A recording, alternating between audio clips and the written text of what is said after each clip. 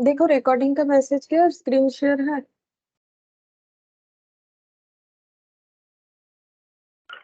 Yes ma'am. अच्छा देखो, हम लोग पढ़ रहे थे स्टैटिस्टिकल डिस्क्रिप्शन ऑफ डेटा। अच्छा, यहाँ से लेकिन लगभग 8 मार्क्स तक आ जाता है, ठीक है। तो अच्छे से इसको करना है तुम लोग को। तो देखो, हम लोगों ने बहुत सारी चीजों को पढ़ा था और उसके बेसिस पे सेट ए में क्वेश्चन 1 से लेके 41 तक किया था, लेकिन बीच में 2 क्वेश्चन मैंने बाकी रखा था, वो मैंने बोला था बता देंगे। तो पहले हम लोग एक काम करते, जो स्टार्ट किया था फ्रीक्वेंसी डिस्ट्रीब्यूशन, ये पूरा कंप्लीट कर लेते हैं। उसके बाद यहाँ पर जितना भी बाकी है वो हम लोग कंप्लीट कर लेंगे। तो फ्रीक्वेंसी डिस्ट्रीब्यूशन लास्ट दिन मैंने स्टार्ट किया था और उसमें मैंने तुम लोग को टाइप्स ऑफ फ्रीक्वेंसी डिस्ट्रीब्यूशन और कैसे करके फ्रीक्वेंसी डिस्ट्रीब्यूशन को क्रिएट किया जा सकता है वो भी मैंने बताया था। लेकिन मैंने पहले भी बताया तुम लोग को, देखो क्रिएट वेट नहीं करना पड़ेगा क्योंकि एमसीक्यू है ना। मतलब कोई टैली मार्क या जो भी है वो सब कुछ भी मतलब लिखने के लिए नहीं दिया जाएगा। कंसेप्ट पता होना चाहिए क्योंकि एमसीक्यू होगा। तुम लोगों ने देखा भी, देखो किस तरीके का क्वेश्चन होता है।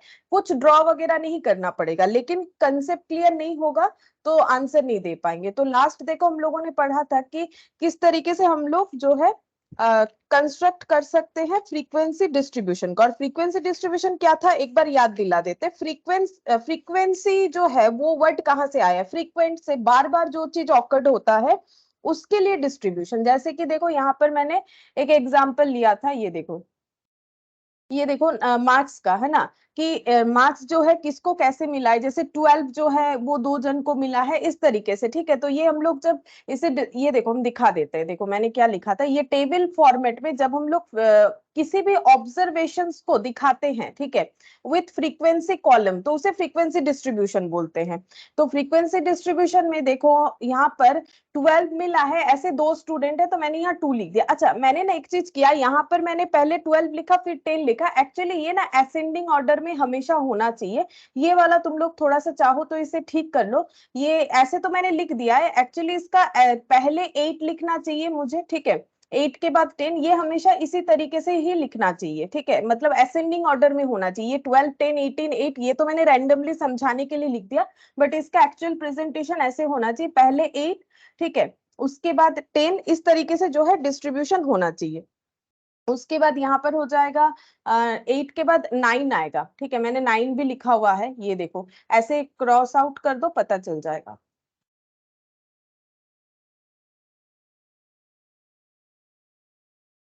Good morning Mansi. Good morning ma'am. 8 9, ये देखो 10, ये 8, ये 9 मैंने क्रॉस आउट कर दिया, 10, ठीक है। 10 2 बार है। अच्छा, 12 और 14 और 19, 12 14 और 19, बस ये प्रेजेंटेशन ऐसा होना चाहिए, बाकी सब ठीक है।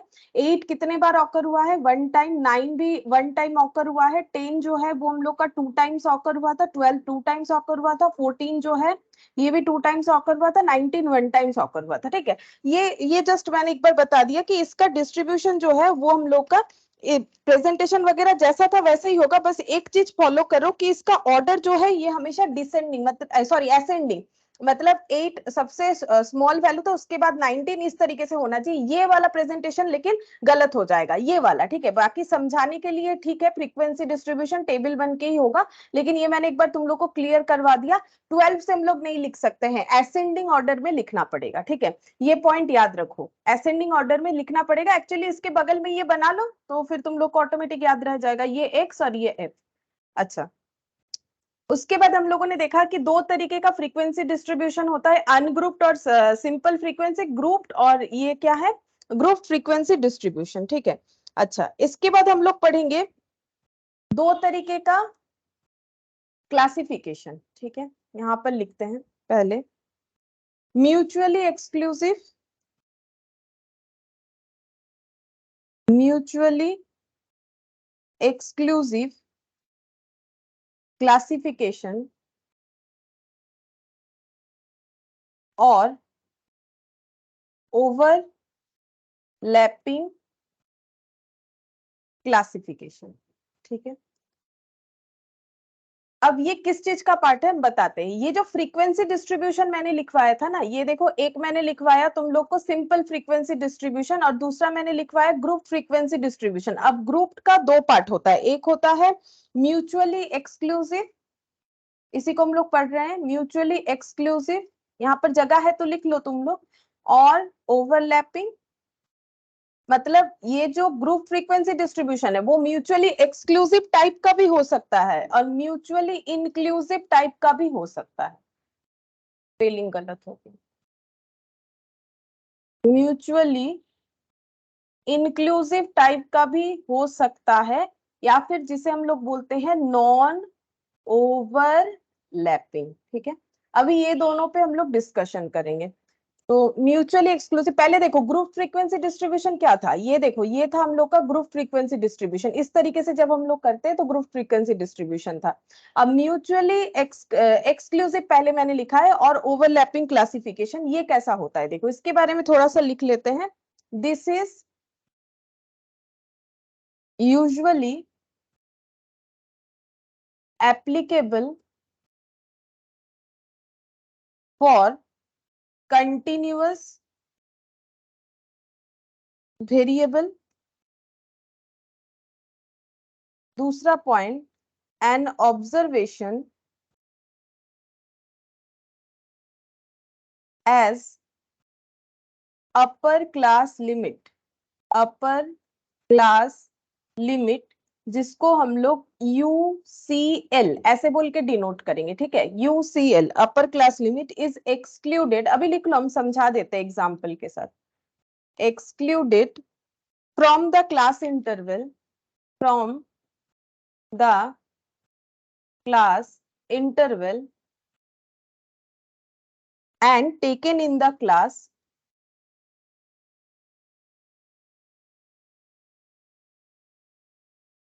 where it is lower class limit। Limit, ये लोअर क्लास लिमिट LCL भी बोला जाता है। ठीक है, अब ये दोनों पॉइंट को, ये पॉइंट 1 और पॉइंट 2 के लिए हम लोग दो एग्जांपल लेके समझते हैं। तो सबसे पहले बोला है कि ये जो म्यूचुअली एक्सक्लूसिव क्लासिफिकेशन है ये सूटेबल होता है कंटिन्यूअस वेरिएबल के लिए। ठीक है, अगर कंटिन्यूअस वेरिएबल है कोई, उसके लिए ये सूटेबल होगा। कंटिन्यूअस वेरिएबल के लिए सूटेबल होगा मतलब, देखो एग्जाम्पल के साथ हम लोग समझते हैं।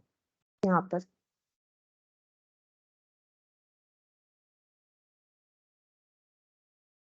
अच्छा, यहाँ पर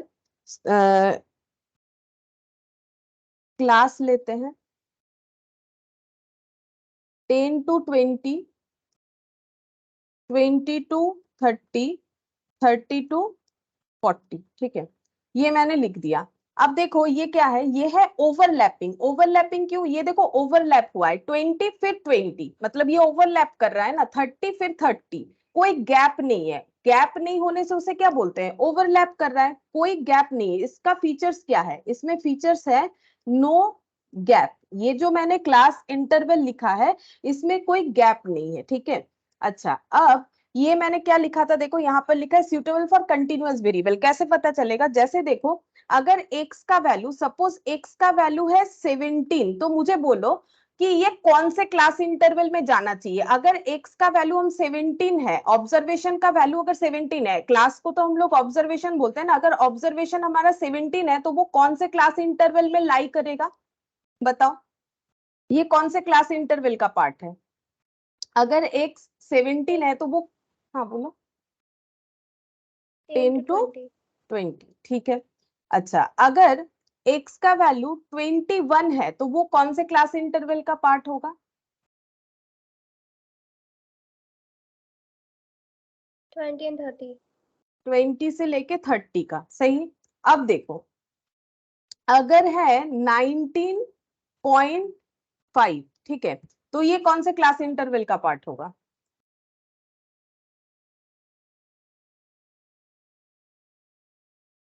बोलो, 19.5 कहां पर लाई करेगा,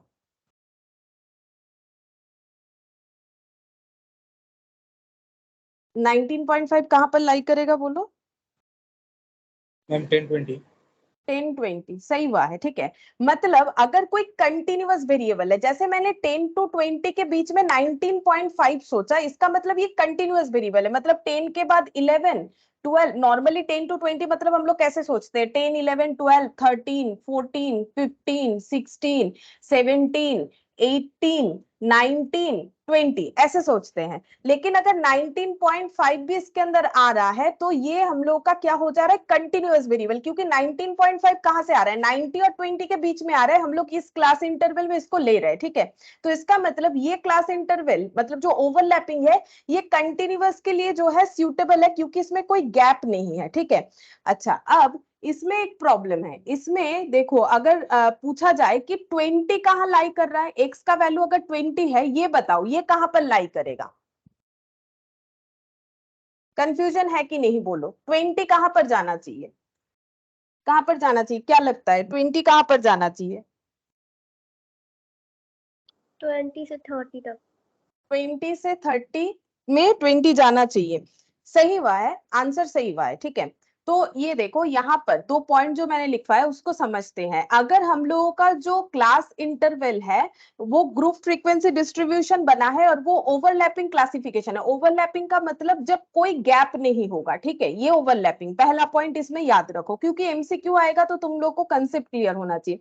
this is usually applicable for continuous variable. क्यों, देखो कंटिन्यूअस वेरिएबल जब हम लोगों ने यहाँ पर कंसीडर किया तो इसमें वो कौन से क्लास इंटरवल में लाई कर रहा है हम लोग ये आइडेंटिफाई कर पा रहे हैं। अगर नहीं कर पाते तो ये कंटिन्यूअस वेरिएबल के लिए सूटेबल नहीं होता। अभी डिस्क्रीट वाला एग्जांपल लेंगे ना तो तुम लोग समझोगे क्यों ऐसा होता है। फिर देखो, an observation as upper class limit, अगर कोई ऑब्जर्वेशन है अपर क्लास लिमिट। अब अपर और लोअर क्लास लिमिट क्या है, ये देखो यहाँ पर जो क्लास लिमिट है 10 to 20, ठीक है, इसमें अपर क्लास लिमिट कौन सा है और लोअर क्लास लिमिट कौन सा है, बता सकते हो। ये दोनों में लोअर क्लास लिमिट कौन सा है और अपर क्लास लिमिट कौन सा है, बता सकते हो। जो कम वैल्यू होता है कोई भी क्लास लिमिट का वो लोअर क्लास लिमिट, और जो ज्यादा वैल्यू होता है वो अपर। लोअर लिमिट है। नहीं, इसमें 20 अपर क्लास लिमिट होगा। जब भी कोई क्लास इंटरवल होता है उसका एक मिनिमम और मैक्सिमम वैल्यू होता है। जो मिनिमम है वो क्या होगा, वो लोअर क्लास इंटरवल होगा, और जो मैक्सिमम है वो अपर क्लास इंटरवल होगा। वैसे ही इसमें ये 20 हो गया लोअर क्लास लिमिट और ये 30 हो जाएगा अपर क्लास लिमिट, ठीक है। और ये 30 में लोअर क्लास लिमिट और इसमें अपर क्लास लिमिट, ऐसे होता है। अब देखो यहाँ पर क्या लिखा है, एन ऑब्जर्वेशन। ऑब्जर्वेशन मतलब ये 10 से 20 के बीच में क्या क्या ऑब्जर्वेशन है, 10 11 12 13, मैंने बोला ना 14 15 16 17 18 19 20 और 30 के बीच में। फिर क्या आएगा, अगर 20 यहाँ आ रहा है तो यहाँ नहीं आना चाहिए, फिर यहाँ पर 21 22 डॉट डॉट करके 30 तक जाएगा। देखो क्या बोल रहा है, an observation as upper class limit is excluded from the class interval।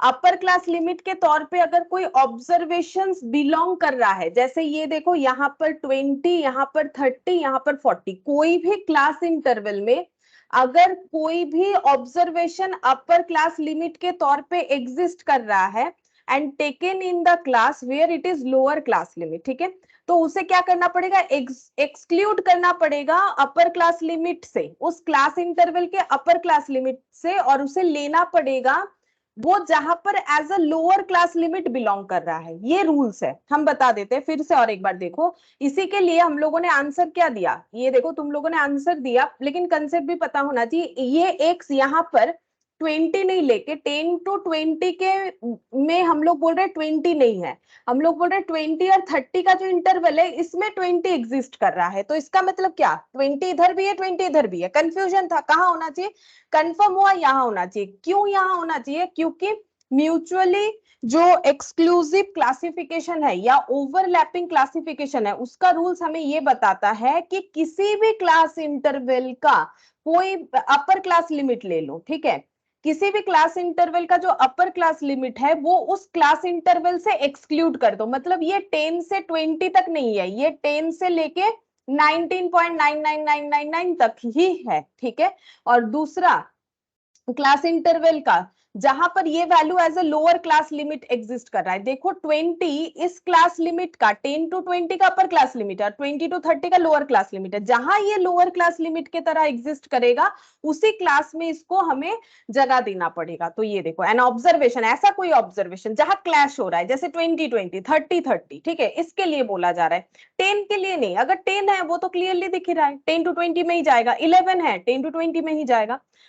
तो an observation as upper class limit is excluded from the class interval। Upper class limit के तौर पे जो है वो एक्सक्लूड हो जाएगा 10 to 20 से। 10 to 20 में 20 नहीं आएगा और उसे कहां लेना है, and taken in the class, उस क्लास में ले लो where it is lower class limit, where it is exist as lower class limit, ऐसे भी लिख सकते हो, where it is exist as lower class limit, जहां पर ये एग्जिस्ट करता है as a lower class limit, वहां पर हमें इसे लेना पड़ेगा। ठीक है, तो आई होप कि ये वाला तुम लोग को समझ में आ गया। ये देखो यहाँ पर म्यूचुअली एक्सक्लूसिव क्लासिफिकेशन का मतलब या ओवरलैपिंग क्लासिफिकेशन का मतलब। अब ये कंटिन्यूअस वेरिएबल के लिए क्यों सूटेबल है, क्योंकि कंटिन्यूअस वैल्यू अगर हम लोग कुछ कंसिडर करते हैं तो हमें उसके रेस्पेक्टिव क्लास इंटरवल को मिल जाता है, उसके रेस्पेक्टिव क्लास इंटरवल हमें मिल जाएगा। ठीक है, तो इसीलिए ये जो है ये सूटेबल है फॉर कंटिन्यूअस वेरिएबल। अब हम लोग दूसरा वाला पॉइंट पढ़ते हैं, म्यूचुअली इंक्लूसिव क्लासिफिकेशन। देखो उसमें क्या पढ़ेंगे, यहाँ पर लिखते हैं म्यूचुअली इंक्लूसिव, इंक्लूसिव क्लासिफिकेशन और non overlapping classification.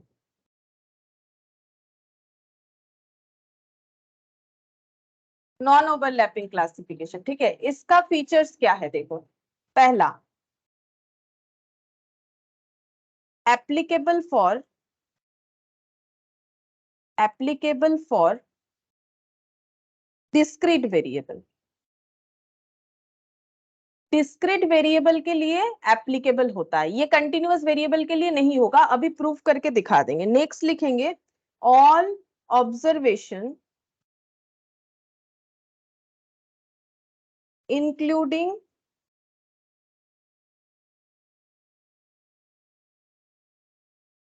Including upper class limit and lower class limit will be taken.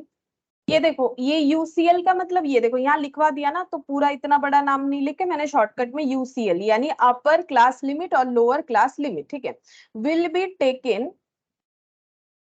Taken in the same class, in the same class interval as there is no confusion। ये ऐसा एक class interval है जहां पर कोई confusion नहीं होगा। जैसे इसके आगे वाले में हमें कंफ्यूजन हो सकता था ना कि 20 को कहाँ ले, यहाँ भी 20 यहाँ भी 20, ठीक है, फिर हमें बता दिया गया कि कहाँ 20 लेना है, जहां 20 लोअर क्लास लिमिट के तौर पे एग्जिस्ट करेगा उसी क्लास इंटरवल में लेना है, और जहां अपर क्लास लिमिट के तौर पे है वहां से एक्सक्लूड करना है। ठीक है, तो ये 20 को हमें ऐसे 20 to 30 में लेना पड़ेगा। अच्छा, अब यहाँ पर क्या बोला है देखो, सबसे पहला बात है कि ये सूटेबल है डिस्क्रीट वेरिएबल के लिए। ऐसा क्यों, देखो तो हम एक एग्जांपल लेते हैं, जैसे कि 10 to 19 क्लास इंटरवल लिख रहे हैं, फिर यहाँ पर 20 to 29, फिर यहाँ पर लिख रहे हैं 30 to 39, ठीक है। ये क्लास का सिस्टम और ये क्लास के सिस्टम में फर्क क्या है, देखो ये ओवरलैप कर रहा था, मतलब 10 to 20, 20 to 30, 30 में खत्म, फिर 30 से ही शुरू। लेकिन यहाँ पर ऐसा नहीं है, यहाँ पर हमें दिख रहा है गैप, ठीक है, यहाँ पर गैप नहीं था, यहाँ पर गैप बन रहा है, ठीक है, यहाँ पर गैप है, हर जगह पे गैप है, ठीक है। अच्छा, अब यहाँ से हम लोग आइडेंटिफाई करने का कोशिश करते हैं, जैसे हम बता रहे एक्स का वैल्यू 17 अगर होगा, एक्स का वैल्यू अगर 17 होगा तो वो कौन से क्लास इंटरवल में जाएगा, एक्स का वैल्यू 21 होगा तो कहाँ जाएगा, और एक्स का वैल्यू दूसरा हम बताते, पहले ये बताओ कि एक्स का वैल्यू अगर 17 होगा तो कौन से क्लास इंटरवल में आएगा, 17 कहाँ एग्जिस्ट करेगा, 21 कहाँ एग्जिस्ट करेगा, बताओ।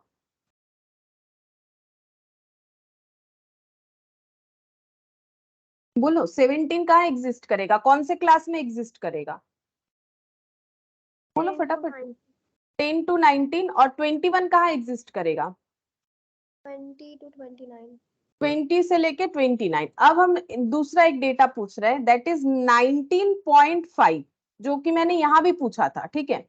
क्या 19.5 हम लोग बता सकते हैं कहाँ एग्जिस्ट करेगा इसमें, बोलो 19.5 कहाँ जाएगा,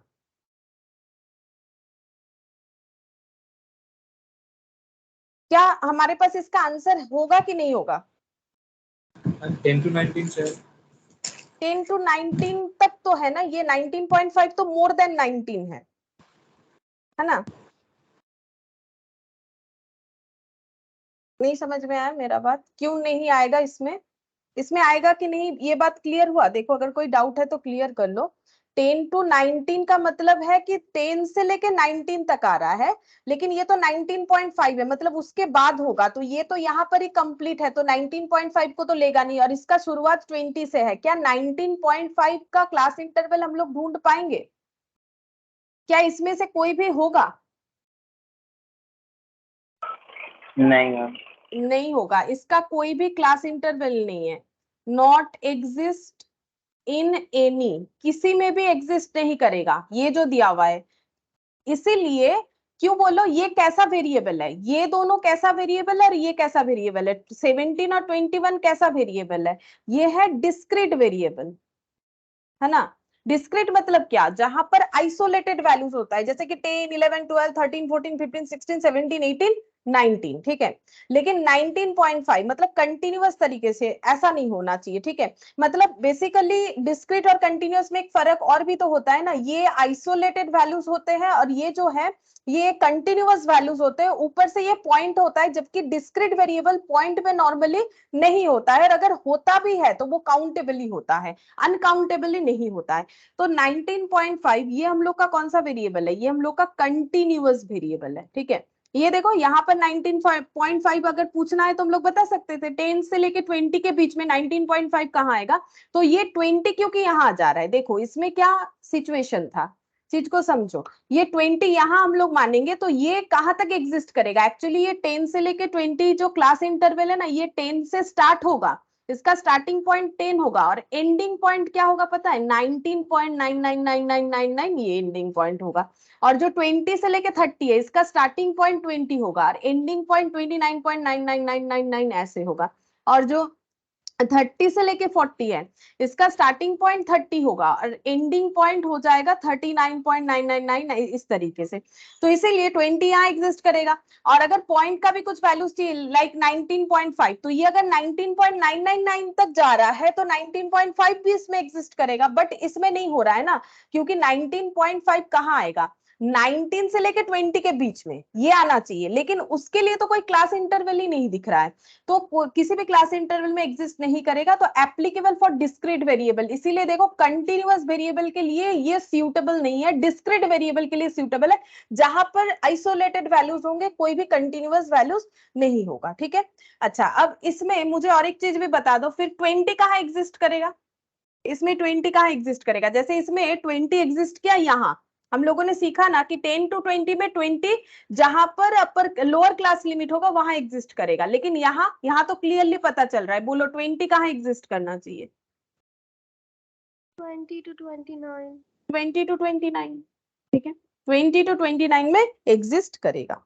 अच्छा तो ये क्लियर हुआ, म्यूचुअली एक्सक्लूसिव क्लासिफिकेशन या ओवरलैपिंग, और म्यूचुअली इंक्लूसिव क्लासिफिकेशन और नॉन ओवरलैपिंग। नॉन ओवरलैपिंग इसीलिए ये देखो 19 20 ऐसे हो रहा है, 19 पे खत्म 20 से स्टार्ट, ओवरलैप नहीं कर रहा है एक दूसरे के साथ। तो ग्रुप फ्रीक्वेंसी डिस्ट्रीब्यूशन का दो जो अलग अलग क्लासिफिकेशन है वो अभी हम लोगों ने देखा।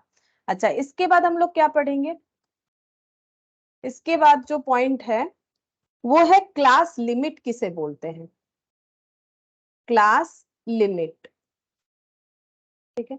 देखो फॉर ए क्लास लिमिट, लेकिन अभी थोड़ी देर पहले हम लोगों ने डिस्कस किया, ये देखो ये lower class limit upper class limit, कोई भी क्लास का जो है मिनिमम वैल्यू जो होता है वो लोअर क्लास लिमिट होता है और जो मैक्सिमम वैल्यू होता है वो अपर क्लास लिमिट होता है। तो हम एक बार लिखवा देते हैं देखो इससे क्वेश्चन आ जाता है ना, फॉर ए क्लास इंटरवल, अगर कोई क्लास इंटरवल है, इंटरवल मतलब ये देखो ये क्लास इंटरवल है, ये क्लास इंटरवल है, चाहे इसका टाइप ओवरलैपिंग नॉन ओवरलैपिंग हो सकता है, लेकिन ये तीनों भी क्लास इंटरवल है, टाइप्स ऑफ क्लास इंटरवल है। हाँ ये ओवरलैपिंग टाइप है और ये नॉन ओवरलैपिंग टाइप है, लेकिन है तो सभी क्लास इंटरवल। तो किसी भी क्लास इंटरवल में चाहे उसका टाइप कुछ भी हो, for a class interval, class limit is the minimum and maximum value the class interval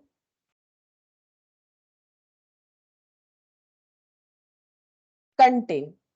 एक क्लास इंटरवल में क्लास लिमिट का मतलब होता है उसका मिनिमम या मैक्सिमम वैल्यू, ठीक है, और मिनिमम वैल्यू का नाम है, मिनिमम जो वैल्यू होता है उसे हम लोग बोलते हैं मिनिमम, यानी कम यानी लोअर, तो मिनिमम को हम लोग बोलते हैं लोअर क्लास लिमिट, और जो मैक्सिमम वैल्यू होगा,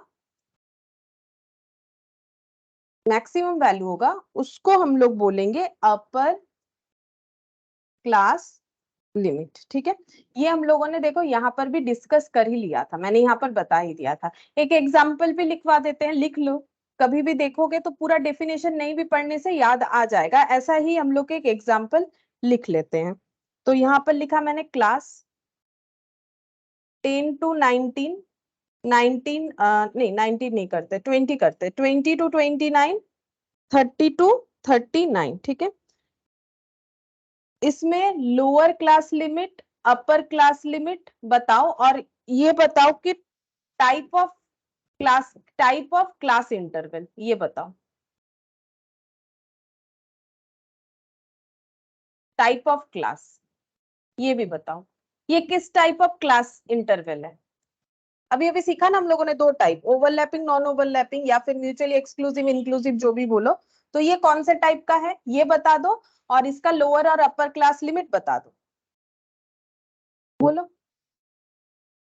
म्यूचुअली इंक्लूसिव। हाँ म्यूचुअली इंक्लूसिव, यहाँ लिख देते हैं, म्यूचुअली इंक्लूसिव का मतलब होता है नॉन ओवरलैपिंग, ये देखने से पता चल रहा है 19 में खत्म 20 से स्टार्ट, म्यूचुअली इंक्लूसिव, ठीक है। अच्छा इसका लोअर क्लास लिमिट क्या है, अपर क्लास लिमिट क्या है बताओ,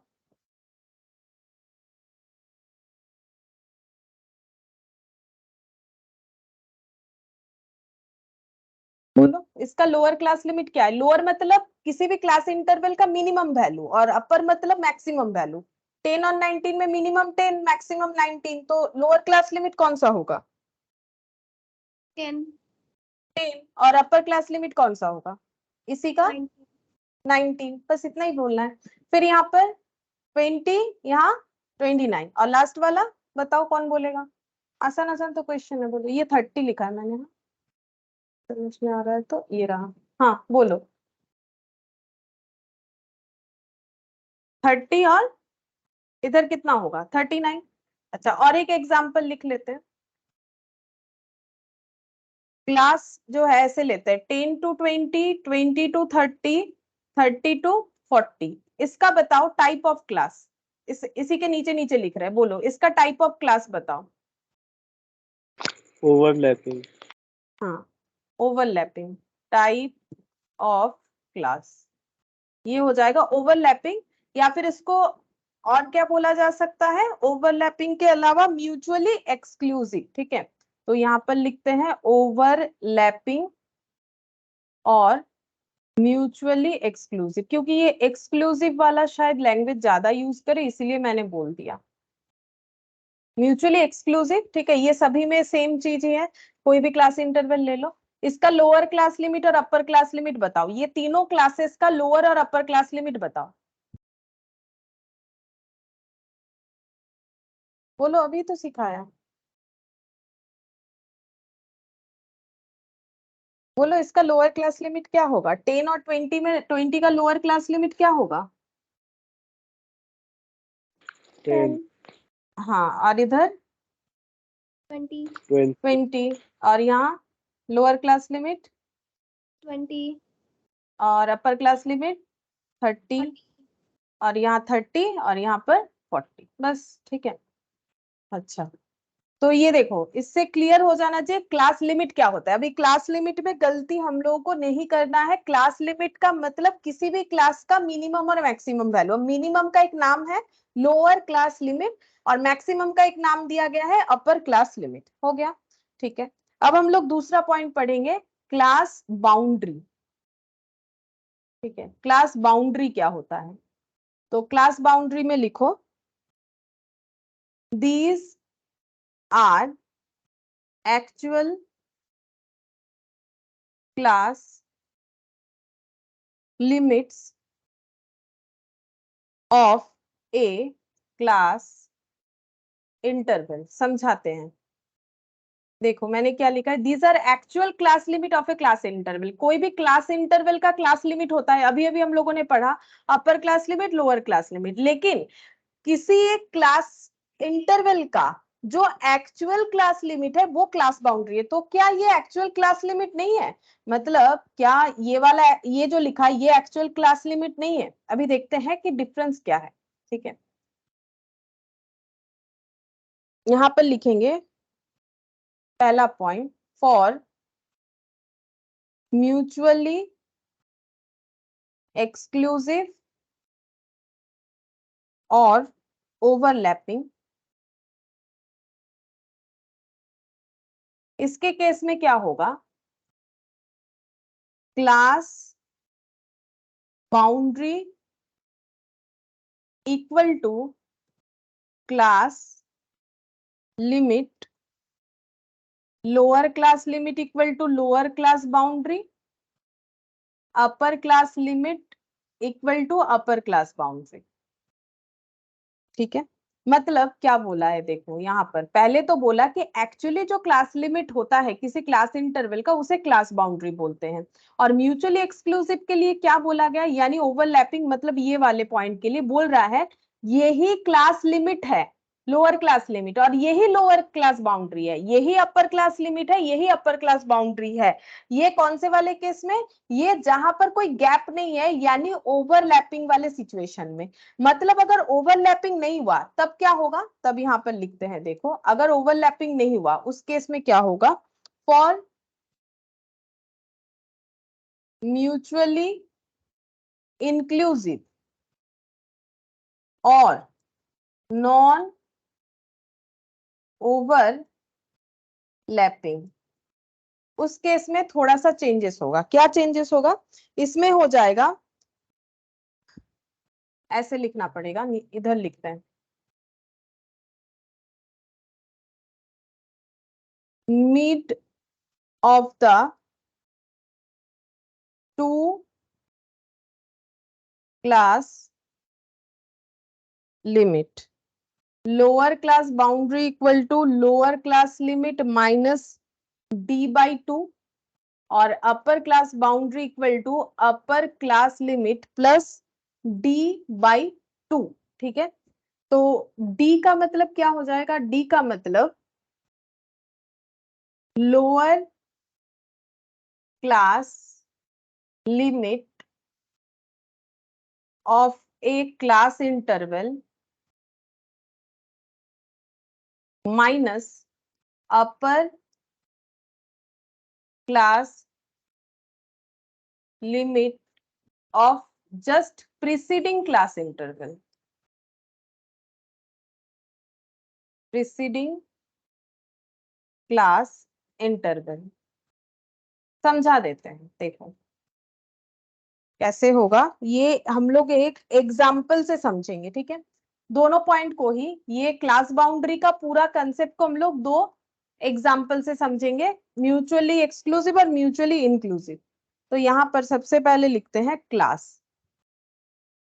ठीक है, यहाँ पर लिख दिया मैंने 10 to 20, 20 to 30, 30 to 40। ठीक है, इसका टाइप अगर पूछेंगे तो क्या हो गया, ओवरलैपिंग। इसका टाइप अगर पूछेंगे तो ये हो जाएगा म्यूचुअली एक्सक्लूसिव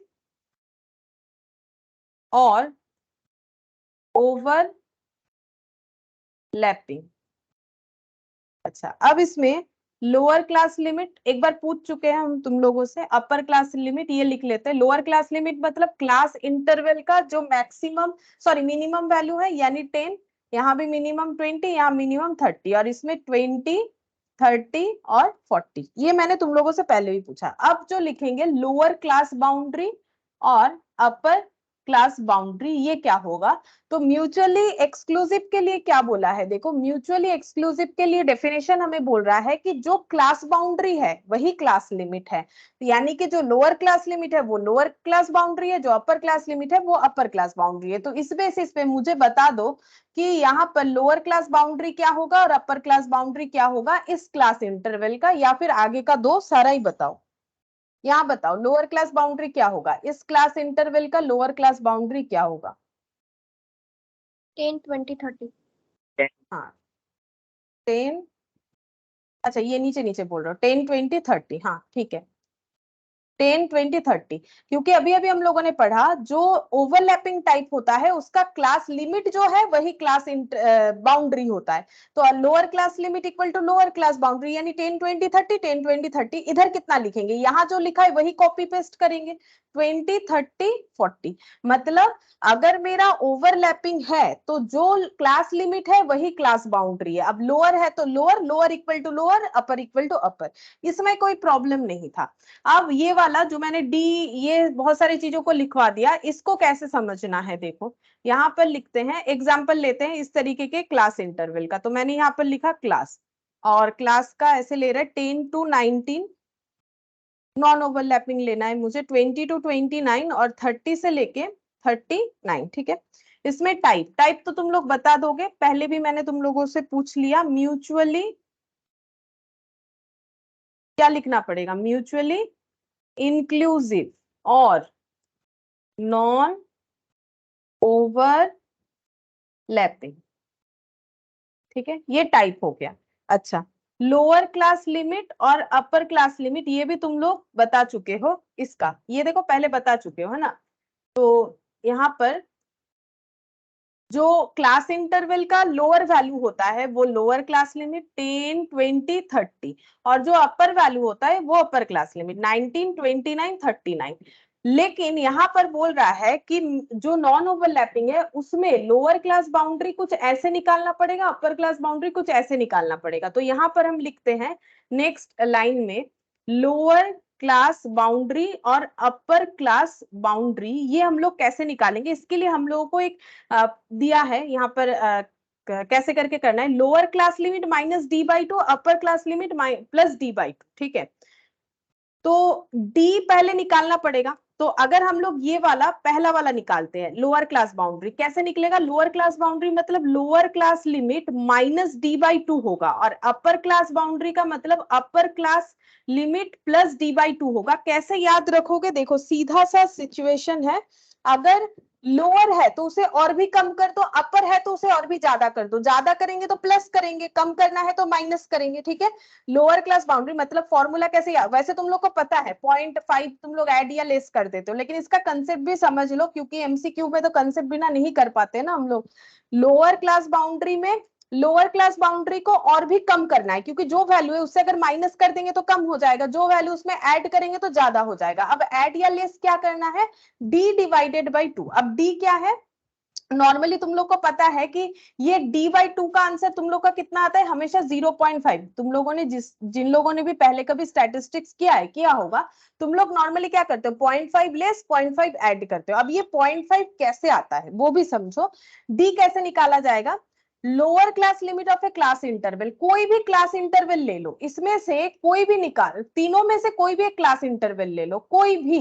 कौन सा कंसीडर करें बोलो? 10 to 19, 20 to 29, 30 to 39, कोई भी एक क्लास इंटरवल मुझे कंसीडर करने के लिए बोलो। मुझे कोई भी एक क्लास इंटरवल लेना है, हम डी निकाल के दिखाएंगे कैसे डी निकलता है। बोलो कौन सा ले? अरे बोलो ना, कौन सा ले? 10 to 19 ले, 20 to 29 ले, 30 to 39 ले, कौन सा कंसीडर करें? 10 to 19। अच्छा, 10 to 19 में मुझे बताओ लोअर क्लास लिमिट क्या है? 10 to 19 में लोअर क्लास लिमिट क्या है? 10 है, ठीक है। मुझे माइनस करना है अपर class limit of just preceding class interval. Preceding का मतलब होता है इसके आगे। क्या इसके आगे कोई क्लास इंटरवल है? मुझे बताओ, क्या इसके आगे कोई क्लास इंटरवल है हम लोगों का? नहीं है।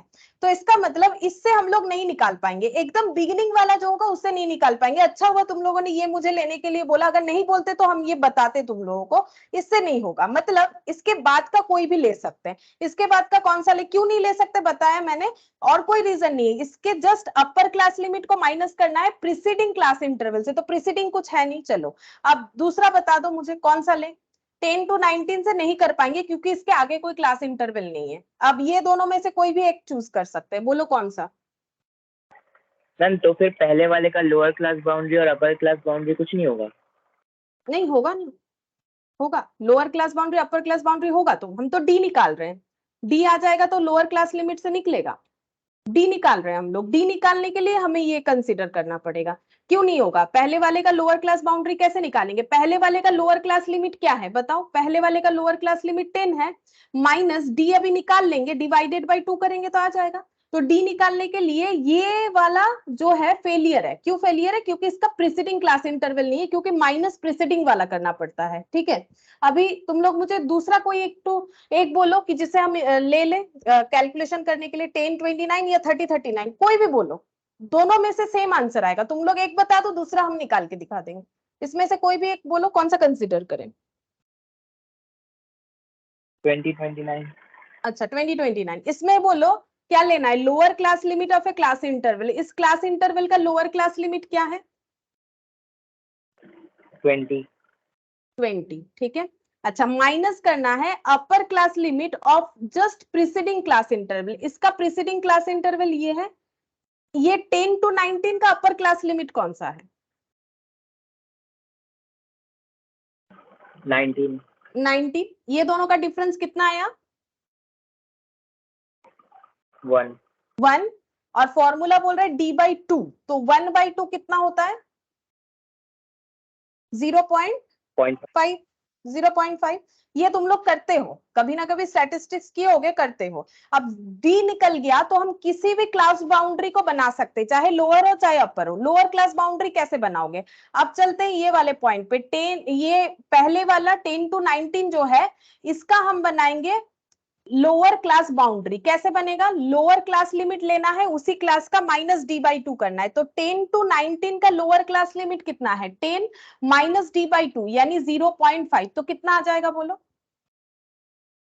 9.5, ठीक है।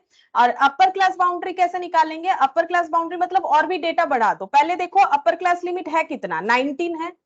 अच्छा, इसमें कितना ऐड करना है? d/2। d/2 कितना आया हम लोग का? 0.5। तो 0.5 तो 19.5। ये तुम लोग करते हो, ठीक है। तो देखो ये d जो है, ये कैलकुलेट करने का जरूरत होगा जब हमारा क्वेश्चंस कैलकुलेटिव आएगा। तो मैंने एक प्रोसेस बता दिया, तुम लोग कैसे निकाल सकते हो। अच्छा हाँ, और एक क्वेरीज क्या हम लोग का हमेशा ही d/2 जो है वो हम लोग का 0.5 ही आएगा? हाँ, इसमें भी चेक करके देखो, इसमें भी आ जाएगा 30 और 39। Lower class limit of a class interval, इसका लोअर क्लास लिमिट कितना है? 30 है, minus upper class limit of the preceding class interval. Preceding class interval का अपर क्लास लिमिट 29। 30 और 29 के बीच का डिफरेंस 1, तो d/2 मतलब 1/2 यानी अगेन 0.5। अब d जो निकल जाएगा, d/2 हम लोग निकाल रहे हैं 0.5, तो उससे हम लोग का आंसर आ जाएगा लोअर क्लास लिमिट में लेस करना है, अपर क्लास लिमिट में ऐड करना है, बस, ठीक है। तो ये देखो, ये फिक्स्ड होता है नॉर्मली 0.5। बहुत ही रेयर क्वेश्चन होता है जहां पर 0.5 नहीं आता है। वो कब होता है पता है? जब d का वैल्यू 1 के जगह कुछ और आ जाता है।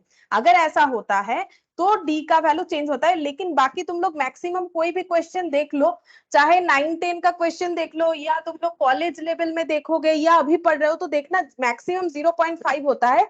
लेकिन एक आधा क्वेश्चन ऐसा भी हो सकता है ये, लेकिन कोई फिक्स नहीं है। हम लोग सोचते हैं फिक्स्ड है, फिक्स नहीं है। वो तो डिपेंड कर रहा है कि गैप कितने का है। अगर यहाँ पर मान लो 18 होता, यहाँ 20 से स्टार्ट होता, उस केस में यहाँ 28 होता, यहाँ 30 से स्टार्ट होता, तो उस केस में डिफरेंस 2 का आता, यानी 1 हो जाता। लेकिन नॉर्मली ऐसा क्वेश्चन ही होता है जहां पर हमेशा d 1 आता है, इसीलिए d/2 0.5 आता है, d नॉर्मली हम लोग का हमेशा 1 आता है, ठीक है। अब निकालना कैसा है मैंने तुम लोग को प्रोसेस बता दिया। कोई भी क्लास इंटरवल ले लो, उसका क्या करना है, उसका तुम लोगों को लोअर क्लास लिमिट लेना है, ठीक है। फिर जस्ट प्रीसीडिंग क्लास का अपर क्लास लिमिट लेना है। अब लोअर क्लास बाउंड्री निकालेंगे, कैसे निकलेगा, पहले वाले केस में लोअर क्लास बाउंड्री निकलेगा। लोअर क्लास लिमिट कितना है इसका, 10 है, यहां से दिख रहा है, माइनस कर दो 0.5, तो ये कितना हो गया 9.5। ये देखो लोअर क्लास लिमिट कितना है 20, माइनस कर दो 0.5, तो ये कितना हो जाएगा 19.5। 30 माइनस 0.5 यानी कि 29.5, ठीक है। और अपर क्लास बाउंड्री में देखो कैसे होगा, अपर क्लास लिमिट कितना है 19, ऐड कर दो 0.5 यानी कि 19.5। अच्छा 29 है अपर क्लास लिमिट, इसमें ऐड करो 0.5 यानी कि 29.5, ये कितना है 39 प्लस 0.5 यानी कि 39.5। तो अभी का हम लोगों का जो क्लास बाउंड्री बन गया वो कैसा हो गया, मतलब इसका चेंजेस क्या आया, 10 to 19 के जगह इसका चेंजेस क्या आ गया, ये देखने में कुछ ऐसा होगा 9.5 से लेके 19.5, आफ्टर दैट देखो 19.5 से लेके 29.5, फिर यहाँ पर 29.5 से लेके 39.5, मतलब ये ओवरलैपिंग में ट्रांसफर हो गया, ओवरलैपिंग के जैसा हो गया, ठीक है। ये क्लास लिमिट ओवरलैपिंग के जैसा हो गया। तो इसीलिए देखो यहाँ पर बोला है कि जो एक्चुअल क्लास लिमिट होगा, क्योंकि जब ओवरलैपिंग नहीं होता है तो ये एक्चुअल क्लास लिमिट नहीं हो रहा है, क्योंकि 90 से 20 के बीच का जो डेटा है वो रह जाता है, वो गैप क्रिएट होता है। उस गैप को जब हम लोग हटा देंगे तो हम लोग यहाँ पर क्या निकल के आएगा, जो लोअर क्लास बाउंड्री है वही लोअर क्लास लिमिट निकल के आएगा। लेकिन जो ओवरलैपिंग है उसमें ऐसा करने का जरूरत नहीं, उसमें तो पहले से ही ऐसा होता है, ठीक है, उसमें पहले से ही ऐसा होता है। तो बेसिकली जिसमें नहीं है उसको हम लोगों ने ओवरलैपिंग में ट्रांसफर कर दिया, ठीक है। तो क्लास बाउंड्री का मतलब नॉर्मली क्या होता है, एक्चुअल क्लास लिमिट हुआ तो वही क्लास बाउंड्री होगा, actual class limit of a class interval, यानी कि जहां गैप नहीं है वो एक्चुअल क्लास लिमिट है, इसीलिए class limit equal to class boundary हो गया। लेकिन जहां पर गैप है वो एक्चुअल क्लास लिमिट नहीं है, तो हम लोगों ने उसको ट्रांसफॉर्म कर दिया, यानी कि ओवरलैपिंग के तरह बना दिया, ठीक है। तो ये हम लोग का क्लास बाउंड्री का डिफरेंस हो गया। क्लास बाउंड्री का मतलब क्या होता है, और यहां पर मैंने दिखाया कि क्लास लिमिट क्या होता है। अच्छा यहाँ पर ये वाला पॉइंट हटा दो, तो ये शायद मैंने गलती से लिख दिया, इसका जरूरत नहीं, इसका जरूरत नहीं।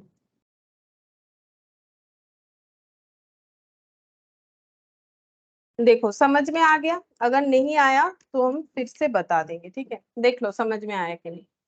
अच्छा ये कंप्लीट हो गया। नेक्स्ट हम लोग क्लास बाउंड्री पढ़े, अभी हम लोग पढ़ेंगे क्लास मार्क। क्लास मार्क या फिर इसको बोला जाता है मिड पॉइंट, या फिर इसको बोला जाता है मिड वैल्यू ऑफ क्लास। तो किसी भी क्लास का अगर हमें मिड वैल्यू निकालना है या फिर क्लास मार्क निकालना है या मिड पॉइंट निकालना है तो कैसे निकालेंगे, तो कुछ इस तरीके से होगा, lower class limit plus upper class limit divided by 2 करने से जो आंसर आएगा वो हम लोग का होता है मिड पॉइंट, ठीक है। अब क्लास लिमिट कब लेंगे, जब क्लास लिमिट और क्लास बाउंड्री बराबर होगा, जैसे कि ओवरलैपिंग के केस में, क्योंकि वहां पर जो क्लास लिमिट है वही क्लास बाउंड्री है। और अगर ऐसा हुआ कि क्लास लिमिट को हमें चेंज करके क्लास बाउंड्री में बनाना पड़ रहा है, in that case class boundary, lower class boundary plus upper class boundary divided by 2, ठीक है, डिवाइडेड बाय 2। मैंने ये दोनों चीज क्यों लिखा, क्योंकि इस केस में जो ही क्लास बाउंड्री है वही क्लास लिमिट है, लेकिन इसमें तो चेंज करना पड़ेगा ना।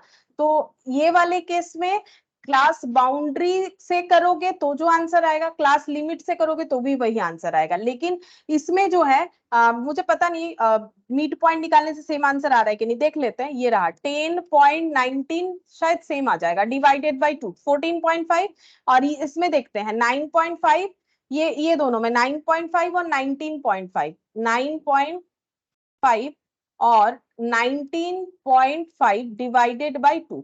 हाँ सेम ही आंसर आएगा, ठीक है। तो इसीलिए और लिख दिया है, मतलब कैसे भी करो, चाहे क्लास लिमिट अपर लोअर लेके डिवाइडेड बाय 2 करो, मिडिल वैल्यू निकालने का मतलब एवरेज डिवाइडेड बाय 2 करना है, या फिर क्लास बाउंड्री डिवाइडेड बाय 2 करो, कोई भी एक क्लास इंटरवल का मिड वैल्यू निकालना है, दोनों को ऐड डिवाइडेड बाय 2।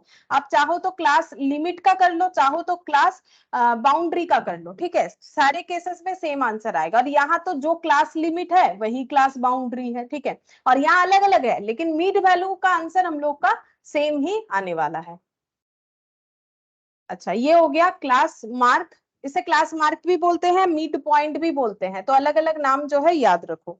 उसके बाद विद और साइज ऑफ क्लास इंटरवल और क्लास लेंथ।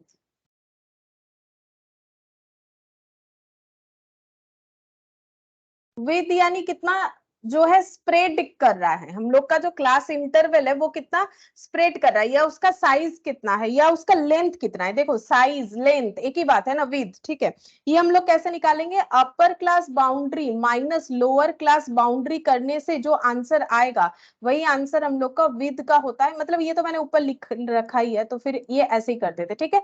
अपर class boundary minus lower class boundary आने से, माइनस करने से जो आंसर आएगा वही हम लोग का क्लास लेंथ होगा। जैसे कि देखो ये वाले में यहाँ पर अपर क्लास बाउंड्री 20 माइनस 10, तो 20 माइनस 10 कितना होता है, 10 होता है। मतलब यहाँ पर जो क्लास लेंथ है वो 10 है। कैसे, ये देखो 10 से 20 में क्या क्या नंबर एग्जिस्ट करेगा, 10 11 12 13 14 15 16 17 18 और 19.999 तक जाएगा, ठीक है। तो 1 2 3 4 5 6 7 8 9 10, इसीलिए 10 आया।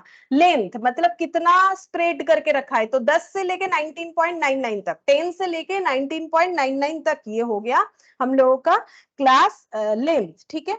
अच्छा, अब यहाँ पर देखो अपर class boundary minus lower class boundary करना है। जैसे कि 19.5 माइनस 9.5 यहाँ पर आ जाता है 10।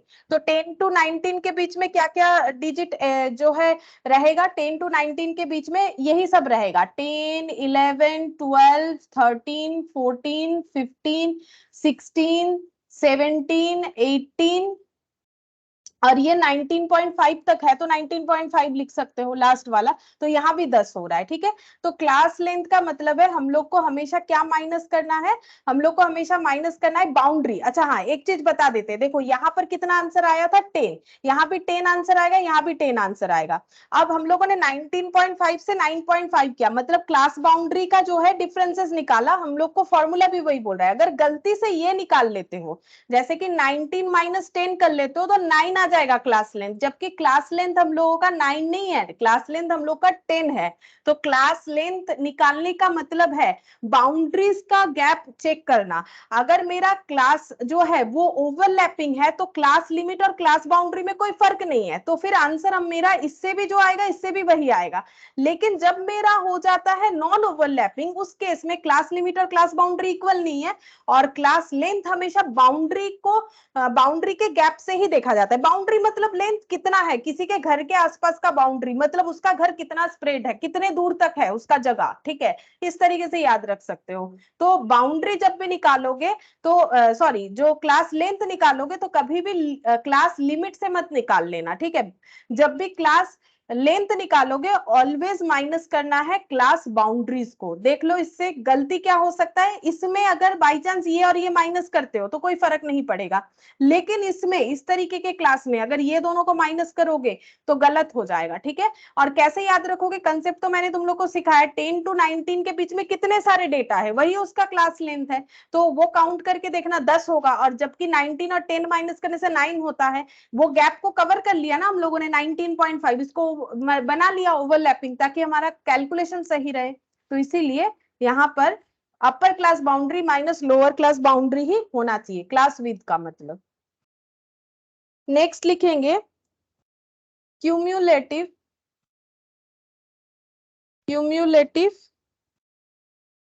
फ्रीक्वेंसी।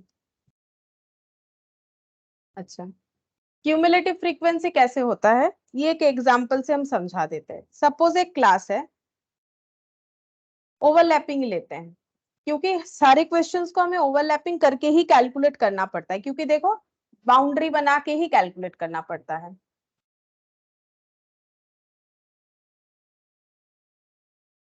यहाँ फ्रीक्वेंसी लिखते हैं 5283, 8 + 2 10, 10 + 5 15, 15 और 3 18, ठीक है। अब मान लो ये ऑब्जर्वेशन है कि स्टूडेंट के मार्क्स का मान लो, ठीक है, 10 to 20 के बीच में नंबर आया 5 स्टूडेंट का, 20 से 30 में 2 स्टूडेंट का, इस तरीके से। अब यहाँ पर लिखेंगे लेस देन टाइप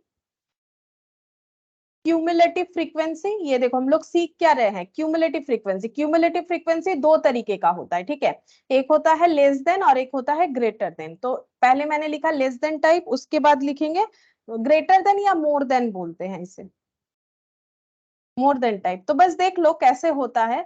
सबसे पहला बात है क्यूमुलेटिव फ्रीक्वेंसी क्या होता है। क्यूमुलेट करने का मतलब होता है ऐड करते जाना, टोटल करते जाना। जैसे मान लो यहाँ लिखा 1, फिर 4, फिर मान लो यहाँ पर लिखा हुआ है यहाँ 9, ठीक है, ऐसे यहाँ मान लो 10 लिखा हुआ है। तो इसको अगर क्यूमुलेट करना है, मतलब अगर मुझे बोलना है कि इसका टोटल एडिशन क्या है, तो हम कैसे बोलेंगे 9 + 1 + 4 + 10, ठीक है, ये हो गया 24, ठीक है, ये 24 आ जाएगा अगर हम लोग इसको ऐड करते हैं। 9 + 1 + 4 + 10, ये हो गया 24। लेकिन इसको हम लोग क्यूमुलेट वे में भी लिख सकते हैं। जैसे एडिशन कैसे हुआ, पहले 9 + 1 हुआ 10, फिर 9 + 1 + 4 कर दो, कितना हो जाएगा 14, फिर यहाँ पर 9 + 1 + 4 + 10 कर दो, यानी कितना हो जाएगा 24। तो ये जो लिखने का तरीका है ये वाला है क्यूमुलेट कर करके, पहले दो का एडिशन किया, फिर 3, फिर 4, ठीक है, क्यूमुलेट कर करके किया। अब हम लोग सीखेंगे कि लेस देन टाइप और जो है ग्रेटर मोर देन टाइप का कैसे होगा। तो सबसे पहले 5 लिख लेते हैं, 5 जैसे है। अब 5 में 2 ऐड करेंगे, ठीक है, 5 में 2 ऐड करेंगे, हम यहाँ पर लिख के भी दिखाते हैं। 5 में 2 ऐड कर दिया, कितना आ गया 7। 5 में तो पहले वाले 5 में कुछ क्यूमुलेट नहीं कर पाए, ठीक है, क्योंकि कुछ था ही नहीं, 5 के पहले कुछ था नहीं कि हम लोग ऐड करें। फिर 5 में 2 ऐड कर दिया, 7 आ गया। अब उसमें 8 ऐड करेंगे, तो 5 2 प्लस यहाँ पर 8 ऐड करने से आ जाएगा 15, ठीक है, 5 फिर उसमें 2 फिर उसमें 8 ऐड हो गया 15। अब ऐसे तो 5 मेरा लाइन बाय लाइन हुआ, यहाँ यहाँ ये थोड़ा सा नीचे होगा, ये इसके साथ लिख दिया, ये 5 + 2 भी, तो कोई कोई ये ऐसे लिखते हैं, नहीं तो लाइन इधर उधर हो जा रहा है। 5 + 2 7, 5 + 2 + 8 15, 5 + 2 + 8 + 3 15 + 3 18 हो गया। तो हमेशा cumulative frequency less than type लिखो या जो है मोर देन टाइप लिखो, टोटल जो फ्रीक्वेंसी है वही यहाँ का टोटल के साथ मैच होगा। जैसे कि अभी मैंने तुम लोग को एक एग्जांपल लिया 1 9 4 10, ठीक है, अब ये सबको ऐड करके लिखोगे तो भी 24 आएगा, और ऐसे जैसे मैंने बोला कि क्यूमुलेट कर करके लिखोगे तो भी 24 ही आएगा, ओवरऑल तो 24 ही आना है। ये लेस देन टाइप क्यों है, क्योंकि देखो सबसे पहले 5 है स्मॉलेस्ट, फिर 7 उससे ज्यादा, फिर 15 उससे और भी ज्यादा, फिर 18 उससे और भी ज्यादा। तो इसे हम लोग बोलते हैं लेस देन टाइप, ठीक है, धीरे धीरे जो है ये देखो कम से ज्यादा के तरफ जा रहा है, ठीक है, ये लेस देन टाइप है।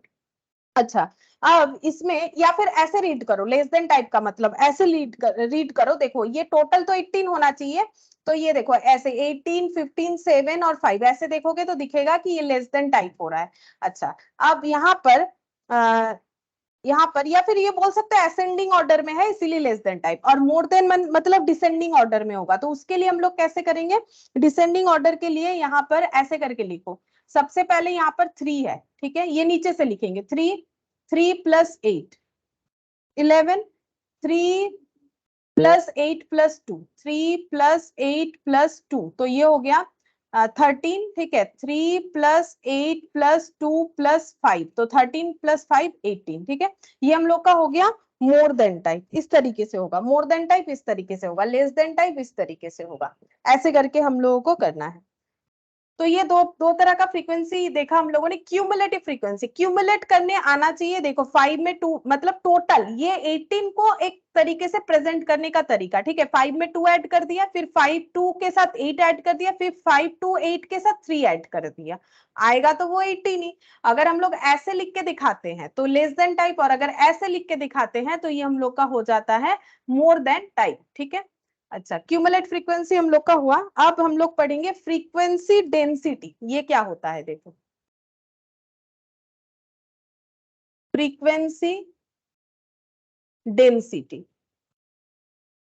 फ्रीक्वेंसी डेंसिटी का फॉर्मूला एक बार लिखते हैं फिर हम समझाते हैं। Frequency of class divided by class length of that class. और एक चीज भी लिख देते हैं फिर हम एग्जांपल से समझाते हैं, रिलेटिव फ्रीक्वेंसी।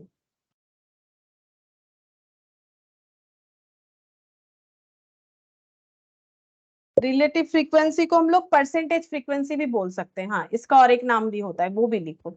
और परसेंटेज फ्रीक्वेंसी, ये और लिखा है, एक काम करते हैं इसको और लिख देते हैं, और ये परसेंटेज का साइन दिया है, परसेंटेज फ्रीक्वेंसी। ये कैसे निकलता है, फ्रीक्वेंसी ऑफ क्लास और डिवाइडेड बाय हो जाएगा टोटल फ्रीक्वेंसी ऑफ टेबल।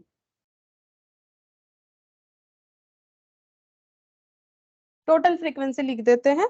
अभी हम लोग समझेंगे कि फ्रीक्वेंसी डेंसिटी क्या होता है, ठीक है। डेंसिटी का मतलब क्या होता है, जैसे अगर पॉपुलेशन का डेंसिटी देखो तो वेस्ट बंगाल में बहुत ज्यादा है ना, क्योंकि इतने छोटे से जगह पे बहुत से लोग रहते हैं, ठीक है। तो डेंसिटी के हिसाब से देखो तो वेस्ट बंगाल का डेंसिटी जो है पॉपुलेशन के हिसाब से सबसे ज्यादा है। तो अगर हमें किसी भी जगह का डेंसिटी पूछे तो हम लोग कैसे निकाल सकते हैं कि कितने किलोमीटर के एरिया में कितने लोग रहते हैं। जैसे कि एक एग्जांपल से समझते, जैसे मान लो कि कहीं किसी जगह का पॉपुलेशन है 10,000, ठीक है, किसी एक एरिया का एरिया एक्स, ठीक है, पॉपुलेशन है 10,000, और वो एरिया, ये 10,000 लोग कितने एरिया में रहते हैं, एरिया में कितने लोग रहते हैं, अगर हम लोग इसको ऐसे करके करें 20 कर लेते हैं, 20 किलोमीटर, 20 किलोमीटर के बेसिस पे, ठीक है, 20 किलोमीटर लिखता है। अच्छा, मतलब हर 20 किलोमीटर में 10,000 लोग रहते हैं, ये हम बोलना चाह रहे हैं, ठीक है। और एक एरिया है वाई, ठीक है, जहां पर पॉपुलेशन है, यहाँ पर लिखते हैं 20,000, और एरिया है यहाँ पर, ये कर लेते हैं, कितना करें इसको हम 60 किलोमीटर कर लेते हैं, देखते हैं क्या आंसर आता है। अब डेंसिटी निकालेंगे, ठीक है। डेंसिटी कैसे निकलेगा, 10,000 लोग अगर हर 20 किलोमीटर एरिया में रहते हैं तो पर किलोमीटर में कितने लोग रहते हैं, वही इसका डेंसिटी हो जाएगा। डेंसिटी क्या होता है, जियोग्राफी में पॉपुलेशन डेंसिटी कभी अगर पढ़े हो तो इसका मतलब क्या होता है, 1 किलोमीटर में कितने कितने लोग रह रहे हैं, उसी के हिसाब से उस जगह का डेंसिटी पता चलेगा, ठीक है। तो ये हो गया 500, ठीक है, 500 करके 500, और यहाँ पर देख लेते कितना होगा density, 20,000 divided by 60 kilometre.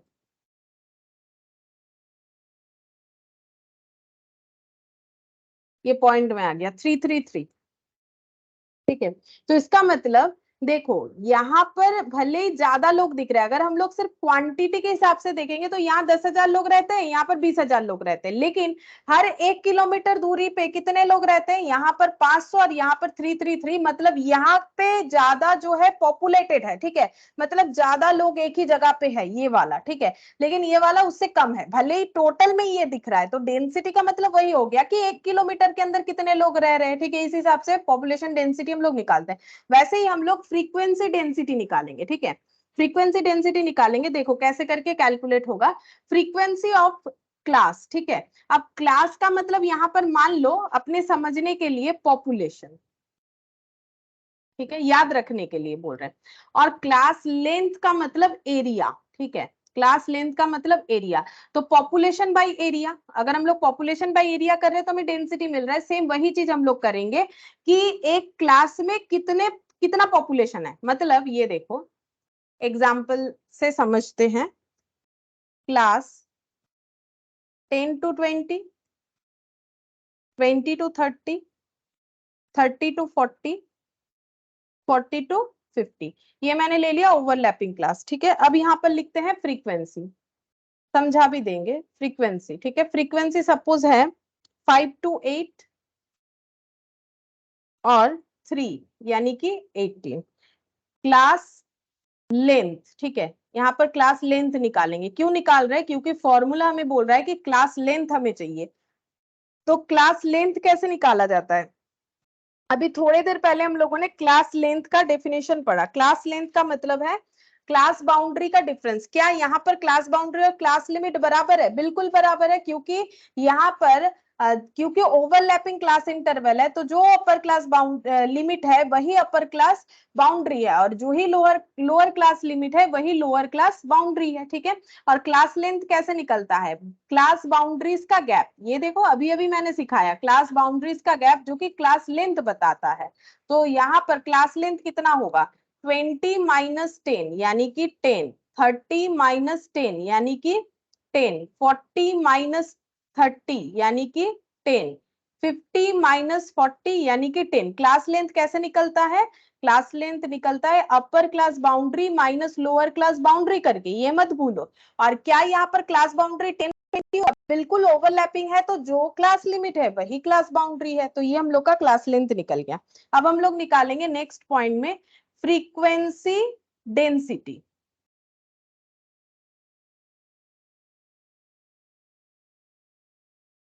Frequency density, density का मतलब है कि यहाँ पर डेंसिटी हम लोग जो एग्जाम्पल देखे प्रैक्टिकल लाइफ में कि 1 किलोमीटर में कितने लोग रह रहे हैं, उसी हिसाब से। जैसे मान लो एक जगह पे 1 किलोमीटर एरिया में रह रहे 100 लोग, और एक जगह पे रह रहे 1 किलोमीटर एरिया में जो है 90%, ठीक है। तो डेंसिटी कहाँ ज्यादा हुआ? जहां 100 लोग रहेंगे। जैसे एक घर का मान लो, ठीक है, एक घर में रह रहे 10 लोग और एक घर में रह रहे हैं 5 लोग, ठीक है। या फिर ये मान लो यहाँ पर कर लेते 6 लोग रह रहे, तो इसका डेंसिटी ज्यादा है। सेम साइज है, सेम साइज के बेसिस पे ही ना हम लोग आइडेंटिफाई करेंगे। सेम जगह पे 10 लोग, सेम जगह पे 6 लोग, तो यहाँ डेंसिटी ज्यादा है, क्योंकि एक ही मतलब उतने जगह पे 10 लोग और इतने जगह पे 6 लोग, तो इनका डेंसिटी कम है।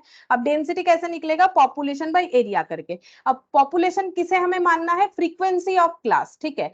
किसी भी क्लास का फ्रीक्वेंसी कितना है? 5। देखो ये पॉपुलेशन क्यों मान रहे हैं? क्योंकि 10 से 20 के बीच में, सपोज ये अगर हम लोगों ने टेबल बनाया है इस बात का कि स्टूडेंट का मार्क्स, ठीक है, कि 10 से 20 के अंदर मार्क्स मिला है 5 लोगों को, तो 10 से 20 के अंदर ऐसे कितने लोग हैं जिन्हें 5 मिला है? तो ये उसका क्या हो गया? मतलब हम लोग बोल सकते हैं कि 5 ऐसे लोग हैं जिन्हें 10 से 20 के बीच में नंबर मिला है, मतलब पॉपुलेशन की तरह इसे कंसिडर कर सकते हैं। तो यहाँ पर हो गया 5, ठीक है। और डिवाइडेड बाय क्या करना है हम लोगों को? Class length. ये देखो डिवाइडेड बाय क्लास लेंथ यानी एरिया, लेंथ यानी एरिया, मतलब 10। एक्चुअली 10 से 20 के बीच में 10 वैल्यूज है, 10, 11, 12, 13, 14, 15, 16, 17, 18, 19.999। उसमें इस नंबर में ये जो मैंने अभी बताया 10, 11, 12, 13, 14, 15, 16, 17, 18 एंड 19.999, ये जो नंबर्स है इसमें वैसे नंबर 19.999 नहीं होगा, क्योंकि यहाँ पर जो है हमें फ्रैक्शन में, चलो कोई बात नहीं 19.99 रख सकते हैं, लेकिन नंबर देने का टाइम जो है वो देखा जाएगा कि हमें जो है राउंड में नंबर देना है या पॉइंट में हम लोग दे सकते हैं। तो यहाँ पर देखो 19.99 तक है, तो ये क्लास लेंथ हो गया 10। तो ये नंबर में नंबर्स, ये रेंज के अंदर 5 ऐसे स्टूडेंट है जिन्हें इसमें से कोई एक नंबर मिला है। जैसे मान लो 11 मिला है एक जन को, 12 मिला है एक जन को। अब किसको क्या मिला है वो तो हमें नहीं पता, जस्ट हम समझाने का कोशिश ये कर रहे हैं कि हम लोग डेंसिटी कैसे निकालेंगे, ठीक है। तो डेंसिटी हम लोग इस तरीके से निकाल सकते हैं 5/10, ठीक है। अब करना क्या है? देखो ये तो फॉर्मूला है, फिर भी मैंने ये प्रैक्टिकल एग्जाम्पल देके समझाने का कोशिश किया कि क्लास का मतलब पॉपुलेशन, ठीक है। और डिवाइडेड बाय क्लास लेंथ, ठीक है। इतने नंबर में से कितने लोगों को नंबर मिल रहा है 5/10, फिर हो जाएगा 2/10, ठीक है। फिर यहाँ पर हो जाएगा 8/10, फिर यहाँ पर हो गया 3/10। अब आंसर निकाल सकते हैं पॉइंट में, 0.5, 0.2, 0.8 और 0.3 हो गया। अच्छा, अब दूसरा पॉइंट देखो क्या है, रिलेटिव फ्रीक्वेंसी और परसेंटेज फ्रीक्वेंसी कैसे निकाला जाता है। तो यहाँ कॉलम बना लेते हैं, रिलेटिव फ्रीक्वेंसी, रिलेटिव फ्रीक्वेंसी,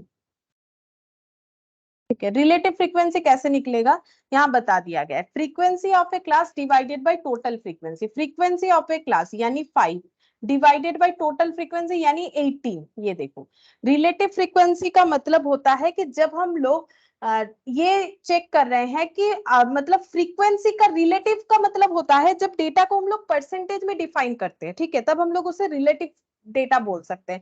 तो ये देखो, आउट ऑफ 18 स्टूडेंट 5 स्टूडेंट ऐसे हैं जिन्हें 10 से लेके 20 के अंदर नंबर मिला है, तो 5/18 रिलेटिव फ्रीक्वेंसी। दूसरा हो जाएगा 2/18, फिर 8/18, फिर यहाँ पर 3/18, ठीक है। ये रिलेटिव फ्रीक्वेंसी का formula. Frequency of a class, ये देखो, इस क्लास का फ्रीक्वेंसी ये है, इस क्लास का फ्रीक्वेंसी ये है, इस क्लास का फ्रीक्वेंसी ये है, इस क्लास का फ्रीक्वेंसी ये है।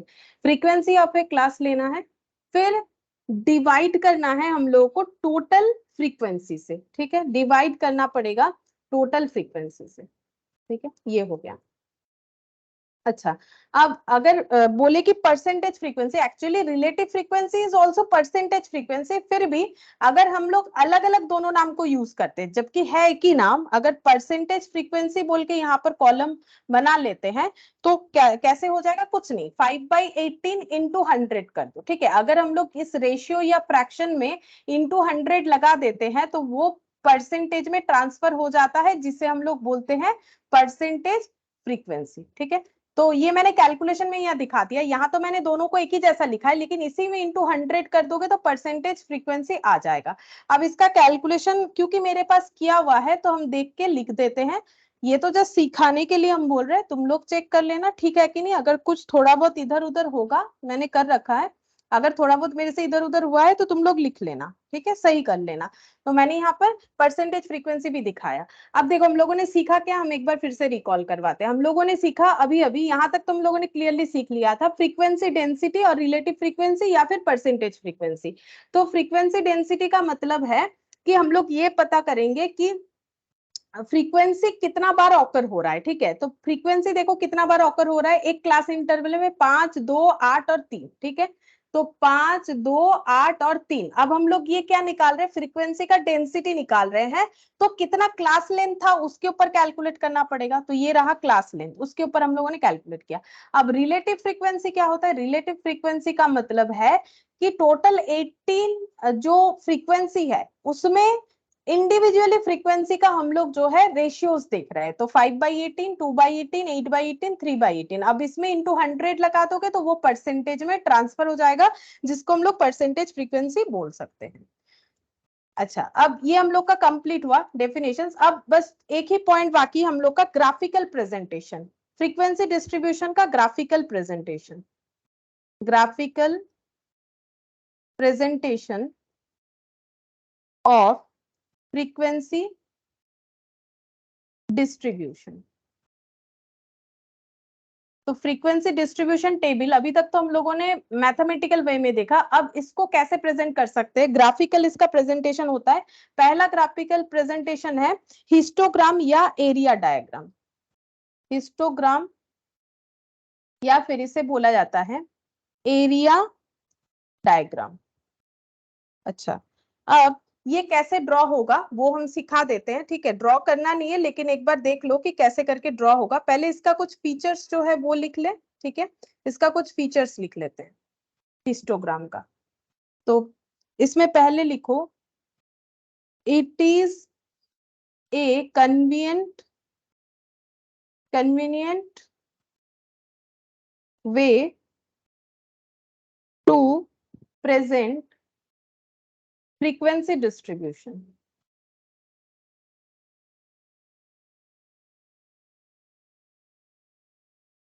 फ्रीक्वेंसी डिस्ट्रीब्यूशन को प्रेजेंट करने का ये बहुत ही एक अच्छा तरीका है, हिस्टोग्राम के थ्रू से हम लोग फ्रीक्वेंसी डिस्ट्रीब्यूशन को प्रेजेंट कर सकते हैं। दूसरा, comparison between frequency of two different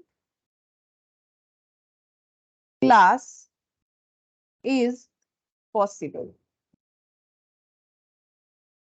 next, ये सारे पॉइंट को हम लोग ड्रॉ के साथ देख लेंगे, रीचेक करके कि कैसे एप्लीकेबल होता है। It is useful to calculate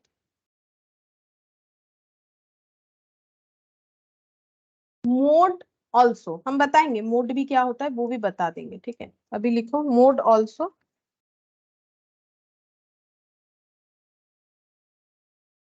D point steps to create. कैसे हम लोग इसे क्रिएट कर सकते हैं? पहला, कन्वर्ट क्लास लिमिट, ये क्लास लिमिट लिखा है, into class boundary and plot in x axis. Next, form rectangles taking class interval as base। X axis में, ये भी एक्स एक्सिस में जाएगा। फिर next, and frequency as length y axis में। नेक्स्ट लिखेंगे use frequency density in case of uneven length। देखो ये सब लिखा हुआ है, लेकिन वो तो काफी मतलब ज्यादा लिखा हुआ है ना, तो हम लोगों को एमसीक्यू के लिए जो भी चाहिए ये सारे पॉइंट पढ़ने से ही एमसीक्यू कवर हो जाएगा, इसीलिए मैंने लिखवाया है। अभी हम इसको समझाते भी हैं। हम लोग अगर एक हिस्टोग्राम ड्रॉ कर रहे हैं तो हम यहाँ पर ड्रॉ के लिए टेबल लेते हैं। जैसे मान लो वेट लिख दिया मैंने, वेट इन केजी, ठीक है। यहाँ पर डेटा लिखते हैं 44 से लेके 48, 49 से लेके 53, 54 से लेके 58, 59 से लेके 63, 64 से लेके 68 और 69 से लेके 73, ठीक है। फ्रीक्वेंसी एफ लिख दिया मैंने। फ्रीक्वेंसी यानी नंबर ऑफ स्टूडेंट 3, 4, 5, 798 और टोटल भी लिख लेते हैं, यहाँ पर जगह हो जाएगा 36 होगा, ठीक है। अच्छा, अब देखो हम लोग ड्रॉ करेंगे, तो ड्रॉ के लिए सबसे पहले हम लोग डी पॉइंट को डिस्कस करेंगे। ये वाला तो करेंगे एबीसी, पहले डी पॉइंट का डिस्कशन करेंगे, क्योंकि यहाँ पर लिखा है स्टेप्स टू क्रिएट। तो convert class limit into class boundary, अगर क्लास लिमिट को क्लास बाउंड्री में कन्वर्ट करना है तो हम लोग करेंगे, ठीक है। अच्छा, तो कैसे करेंगे? तो लोअर क्लास बाउंड्री और अपर क्लास बाउंड्री दोनों ही लिख लेते हैं, क्योंकि यहाँ पर class limit equal to class boundary नहीं है, क्योंकि ये नॉन ओवरलैपिंग है। तो नॉन ओवरलैपिंग में क्लास बाउंड्री कैसे बनता है मैंने तुम लोग को सिखाया। लोअर क्लास बाउंड्री मतलब लोअर क्लास लिमिट अगर नहीं है तो उसको d/2 से माइनस करो, और upper class boundary equal to अगर अपर क्लास लिमिट नहीं है तो उसमें d/2 ऐड करो। d कैसे निकलेगा? 0.5 ही आएगा, ये मतलब दिमाग में रख ही लो, फिर भी तुम लोग चेक करके देख लो। कोई भी क्लास इंटरवल उठा लो, जैसे कि मैंने ये लिया, उसका मुझे लेना है लोअर क्लास लिमिट यानी 54, माइनस करना है जस्ट इसके प्रीसीडिंग क्लास का अपर क्लास लिमिट यानी कि 53। तो ये देखो 1 हो गया, 1/2 यानी कि 0.5, बेसिकली 0.5 ही होगा। तो लोअर क्लास बाउंड्री में 0.5 कम करना है, तो 44 में अगर 0.5 कम करेंगे तो ये 43.5 आएगा। अच्छा, ये 48.5 आएगा, इसमें कम कर रहे हैं, ये 53.5 आ जाएगा, 58.5 आ जाएगा, ये 0.5 लेस होगा तो 63.5 और ये 68.5 आ जाएगा, ठीक है। अपर क्लास बाउंड्री 48.5, 53.5 ऐड होगा 0.5, तो जो है उसमें ऐड कर दो, यहाँ पर हो गया 58.5, फिर यहाँ पर 63, 63.5, फिर यहाँ पर 68.5, फिर यहाँ पर 73.5। तो स्टेप 1 में बोला है कि convert class limit into class boundary और इसे प्लॉट करना है एक्स एक्सिस में, ठीक है। तो अब हम लोग यहाँ पर ड्रॉ करते हैं, इसको एक्स एक्सिस में प्लॉट करना है, तो ये ऐसे करके बनाते हैं। हम मैट से भी दिखा देंगे, एक बार हम तुम लोग को ड्रॉ करके दिखाते हैं, शायद मेरे से उतना अच्छा तो होगा नहीं, फिर भी हम कोशिश कर रहे हैं। हम लोग को इसे प्लॉट करना है, ठीक है। क्या क्या प्लॉट करेंगे, लिखा हुआ है देखो।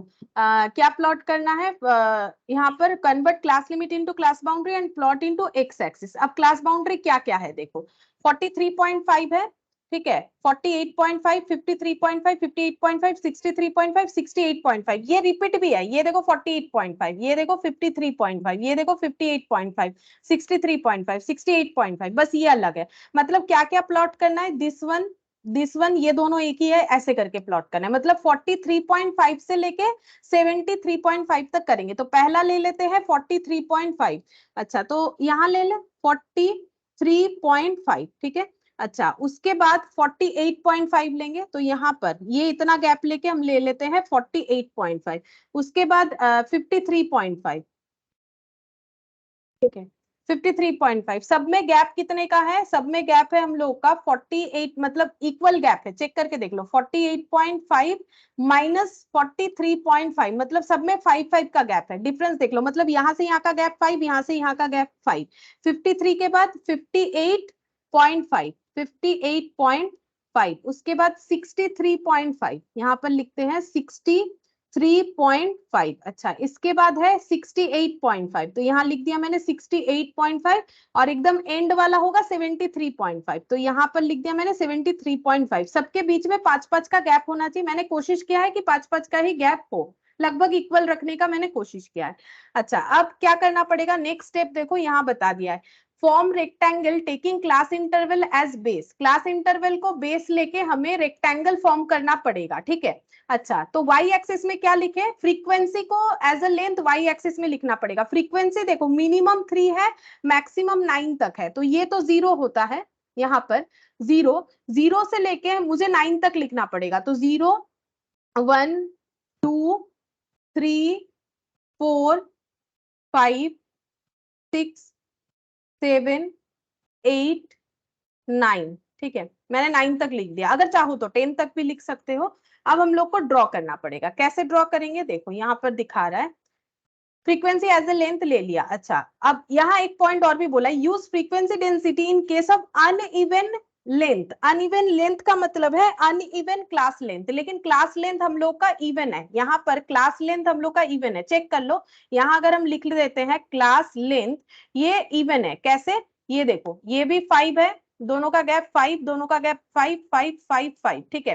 तो अगर ये 5 नहीं होके कुछ और होता, ऐसा भी हम एक एग्जांपल दिखा देंगे जहां क्लास लेंथ एक नहीं हो रहा है, वहां पर ये यहाँ जो मैंने फ्रीक्वेंसी लिखा है इसके जगह मुझे लिखना पड़ता फ्रीक्वेंसी डेंसिटी, और वो मुझे कैलकुलेट करना पड़ता, ठीक है। अगर मेरा अनइवन क्लास लेंथ होगा तो मुझे वाई एक्सिस में फ्रीक्वेंसी के जगह फ्रीक्वेंसी डेंसिटी लिखना पड़ता, ये चीज बोल रहा है, बस ये समझ लो। वैसे भी ड्रॉ तो करना है नहीं तुम लोगों को, हम एक एग्जांपल दे देंगे अनइवन क्लास लेंथ का। अच्छा जब मेरा 43.5 है तब मेरा यहाँ पर फ्रीक्वेंसी दिख रहा है 43.5 से लेके 48.5 के बीच में फ्रीक्वेंसी 3 दिख रहा है, मतलब ये पॉइंट, ठीक है। तो इसका मतलब मेरा यहाँ तक ये वाला पॉइंट होगा। तो रेक्टेंगल बनाना है तो मैंने ऐसे करके ऐड कर दिया। अच्छा ये 43.5 से 48.5 तक जाएगा, मतलब ये ऐसे, ये रेक्टेंगल फॉर्म करना है इस तरीके से, ठीक है। अच्छा उसके बाद 48.5 से 53.5 होगा जब 4 हो जाएगा, तो 4 यानी कि यहाँ पर, ठीक है। तो 48.5 लेना है और 53.5, मतलब ऐसे 53.5, ठीक है। अच्छा इसके बाद देखो 53.5 से 58.5 यानी कि 5 जब होगा, तो यहाँ पर ले लेते 5 का मतलब यहाँ आ रहा है, तो ऐसे हो जाएगा 58.5। अच्छा फिर यहाँ पर 58.5 से 63.5 होगा तब 7 हो जाएगा, मतलब ये वाला यहाँ पर। फ्री हैंड में तो उतना अच्छा हो नहीं रहा है, ठीक है। 63.5, अच्छा अब 63.5 से लेके 68.5 तक, और 9 और 8, तो 9 पहला वाला यहाँ 9, यहाँ से लेके 68.5 तक हम लोगों को लिखना है। 68.5 से 73.5 जब होगा उस केस में 8 यानी कि इसके नीचे आ जाएगा यहाँ पर। तो ये देखो यहाँ, ठीक है, यहाँ हो गया। इस तरीके से ड्रॉ होगा हिस्टोग्राम, इस तरीके से ड्रॉ होता है। देखो यहाँ पर मैंने ये जो स्टेप्स लिखे थे उसके हिसाब से मैंने हिस्टोग्राम ड्रॉ करके दिखा दिया। रेक्टेंगल फॉर्मेट में होगा। और ये देखो क्या बोला है, it is a convenient way to frequency present frequency distribution. Frequency distribution को प्रेजेंट करने के लिए हिस्टोग्राम का यूज होता है। दूसरा, comparison between frequency of two different class interval is possible. हम लोग कंपेयर कर सकते हैं। जैसे देखो ये ड्रॉ देख के बोल सकते हैं ये सबसे ज्यादा है, ये उससे कम है, ये हाईएस्ट है, ये सेकंड हाईएस्ट है, ये थर्ड हाईएस्ट है। ऐसे देख के हम लोग कंपेयर करके बोल सकते हैं, ठीक है, कि वेट कहां पर सबसे ज्यादा दिख रहा है, इस क्लास में सबसे ज्यादा दिख रहा है, मतलब वेट 63.5 से 68.5 तक ज्यादा है। मतलब मैक्सिमम ऐसे लोग हैं जिनका वेट यहां से यहां तक ज्यादा एग्जिस्ट कर रहा है, तो कंपेयर कर सकते हैं। It is useful to calculate mode also. अब ये मोड क्या होता है, मोड का मतलब होता है, ये तुम लोग मेजर्स ऑफ सेंट्रल टेंडेंसी में पढ़ोगे, मोड का मतलब होता है मोस्ट, ठीक है, सबसे ज्यादा जो वैल्यू होता है। देखो सबसे ज्यादा जो है स्टूडेंट कौन से क्लास में एग्जिस्ट कर रहे हैं, ये देखो इस रेंज में सबसे ज्यादा स्टूडेंट एग्जिस्ट कर रहे हैं, यानी 63.5 से 68.5, 63.5 से 68.5। और ये देखो हम लोग को मोड दिख रहा है। मोड कैसे ड्रॉ किया जाता है हिस्टोग्राम में, हाईएस्ट पॉइंट को ऐसे ड्रॉ किया जाता है, ऐसे करके यहाँ पर ये कट करना पड़ता है, ठीक है, और ये जो हाईएस्ट पॉइंट है इसको ऐसे करके ऐड कर दिया जाता है। 68.5 हम लोग का सबसे हाईएस्ट पॉइंट है, तो ये ऐसे ऐड हो जाएगा, ऐसे ये वाला पॉइंट होता है, ठीक है। ये देखो हम तुम लोग को मैट में दिखाते हैं, मैंने तो फ्री हैंड से किया है तो इतना अच्छा नहीं हुआ होगा। ये देखो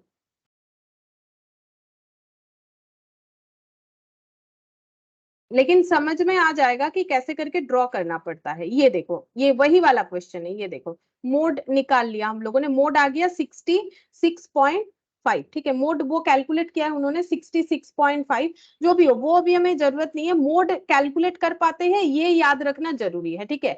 63.5 और 68.5 में, अब ये 66.5 इन्होंने कैसे निकाला है, वो जो बीबीए स्टूडेंट का डेटा था ना जिससे हम लोगों ने टैली मार्क सीखा था, ये उसका है। तो चलो कोई बात नहीं, याद क्या रखना है वो हम बताते हैं। देखो याद हम लोग को क्या रखना है कि कैसे ये ड्रॉ होता है, थोड़ा सा समझ लो।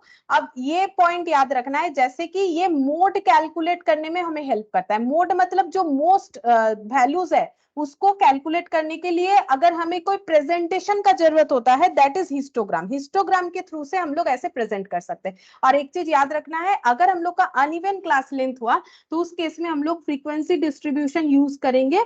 हम लोग जो है फ्रीक्वेंसी को वाई एक्सिस में पुट नहीं कर सकते हैं, ठीक है।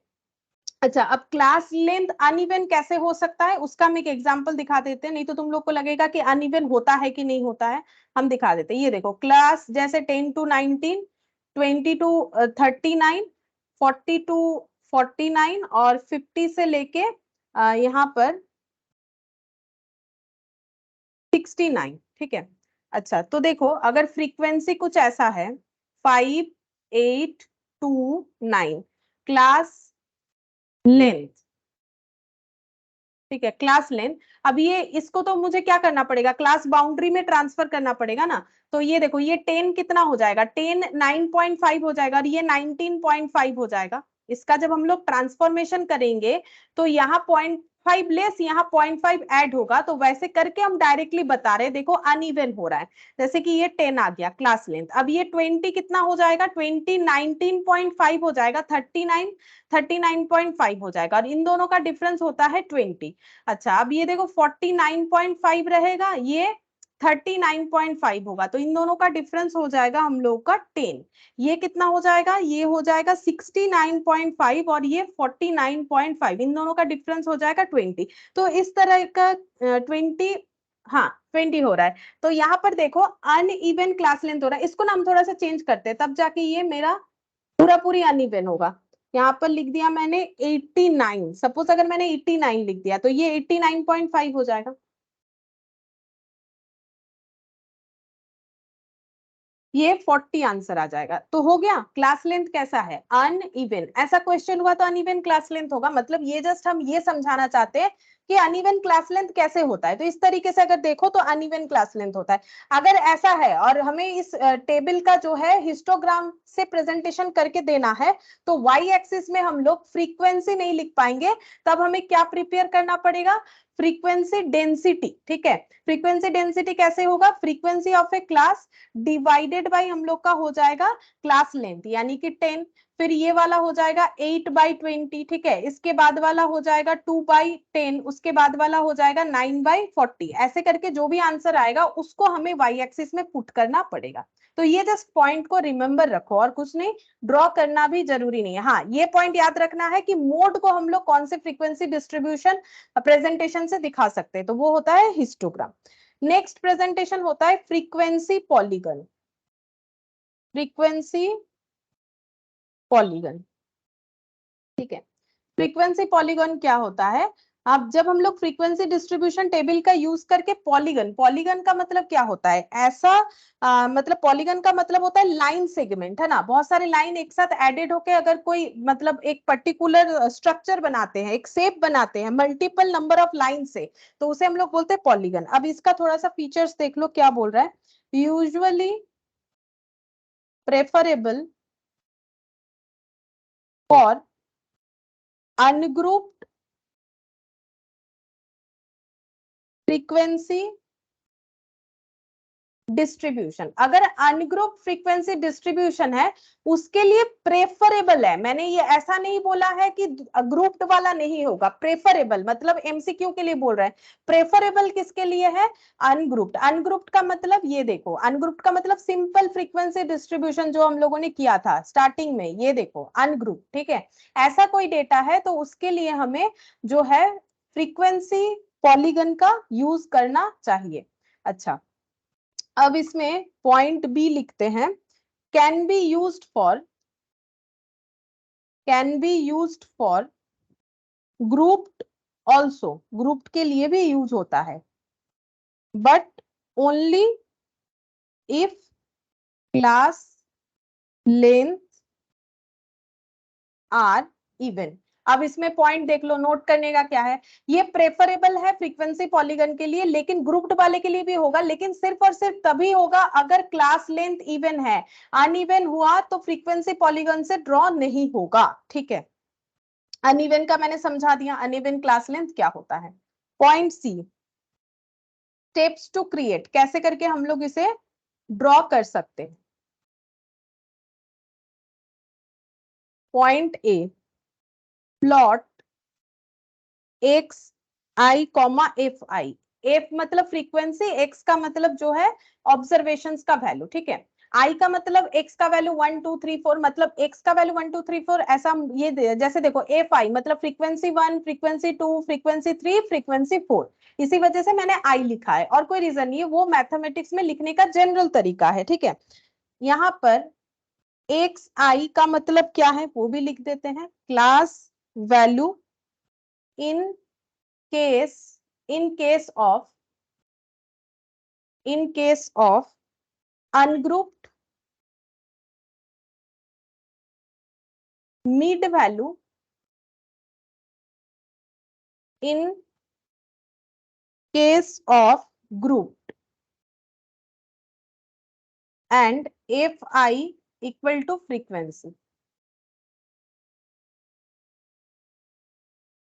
मतलब अगर हम लोग फ्रीक्वेंसी पॉलीगन यूज कर रहे हैं तो एक्स का मतलब क्या होगा? अगर मेरा अनग्रुप्ड है, अगर मेरा अनग्रुप्ड है तो यही मेरा एक्स आई हो जाएगा। ठीक है, और अगर ग्रुप्ड है तो मीड वैल्यू, अगर ग्रुप्ड है तो मीड वैल्यू। मीड वैल्यू का मतलब है ये दोनों क्लास इंटरवल, मतलब 0 + 9 डिवाइडेड बाई 2, 10 + 19 डिवाइडेड बाई 2 करने से जितना आएगा वो मेरा एक्स होगा। ठीक है, एक्स का मतलब मीड वैल्यू। आज ही मैंने मीड वैल्यू भी तुम लोगों को सिखाया कि मीड वैल्यू कैसे कैलकुलेट किया जा सकता है। ये देखो मीड वैल्यू मैंने सिखाया। ठीक है, तो अगर मेरा ग्रुप फ्रीक्वेंसी है तो मीड वैल्यू निकालना पड़ेगा एक्स के लिए। ठीक है, और अगर मेरा मतलब सिंपल डेटा है, ठीक है, अनग्रुप डेटा है, तो उसमें मेरा जो क्लास वैल्यूज है वही मेरा एक्स निकल के आ जाएगा। अच्छा, अब क्या करना पड़ेगा? Join all plotted points to make line segment which eventually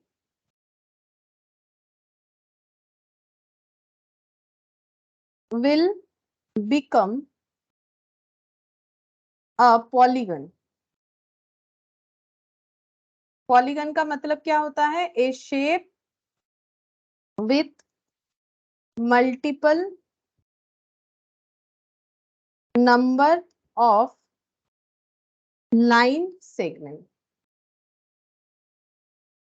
ठीक है, अच्छा अब इसको ड्रॉ करके दिखाते हैं ये एग्जाम्पल के साथ. ठीक है, तो हम x का वैल्यू ले लेते हैं 0 1 2 3 4 5 6 4 5 6. ठीक है, ये मैंने x का वैल्यू ले लिया. f का वैल्यू लेते हैं फ्रीक्वेंसी, यहाँ 5, यहाँ भी 5 ले लिया. 6 6 4 2 2 ऐसे लेते हैं 6 6 4 2 2. ठीक है, ये मैंने अपने मन से लिया है. वैसे ये कौन सा क्वेश्चन ये हम लोगों ने किया है? वो प्रिंट मिस्टेक वाला था ना, कि प्रिंटिंग में कितने सारे पेज में मिस्टेक हुआ है, उसका जब हम लोगों ने फ्रीक्वेंसी डिस्ट्रीब्यूशन किया था तो यही वाला आंसर आया था. तो वही वाला उसी पे हम जो है ड्रॉ करके दिखा रहे फ्रीक्वेंसी पॉलीगन को. तो ये हम लोग एक्सिस बना लेते हैं, वाई एक्सिस और एक्स एक्सिस.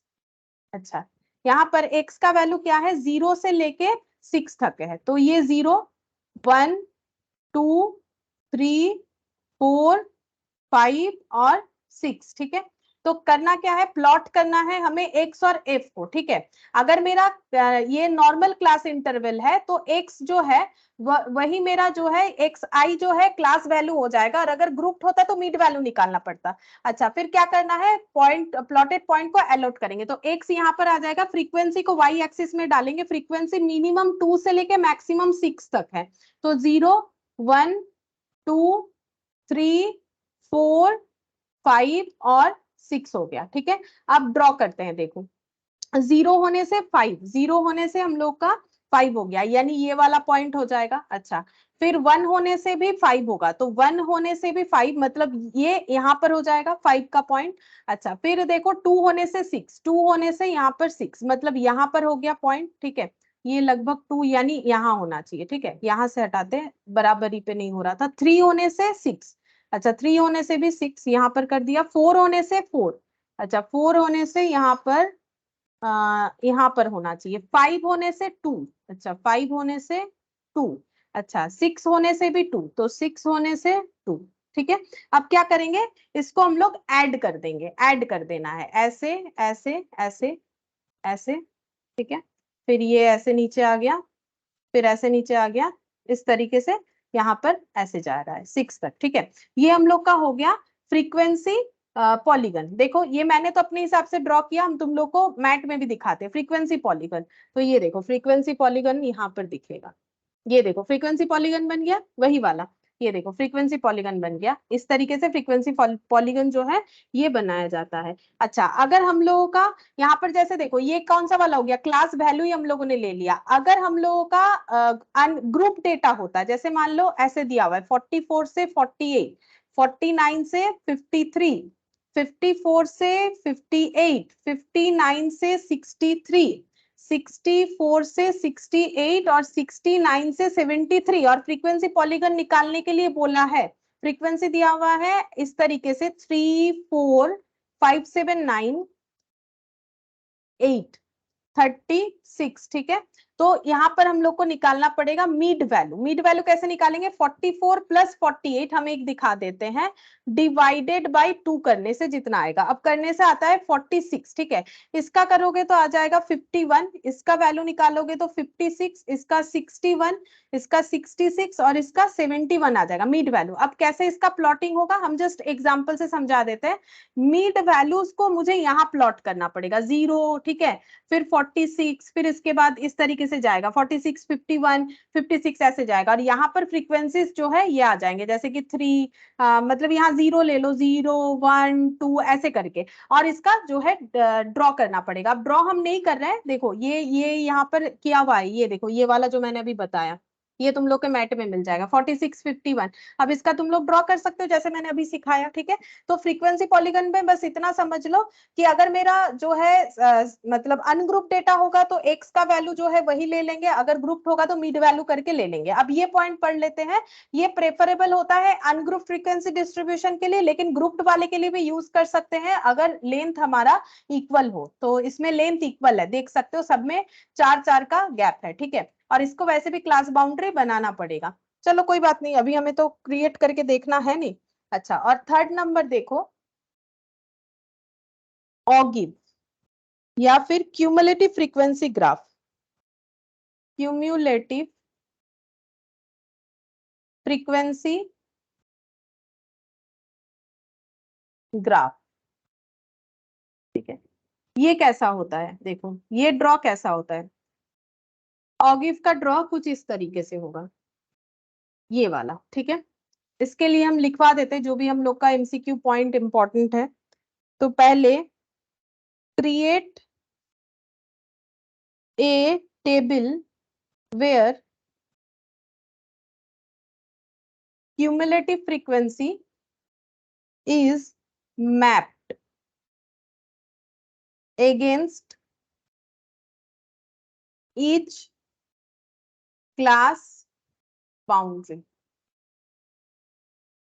ठीक है।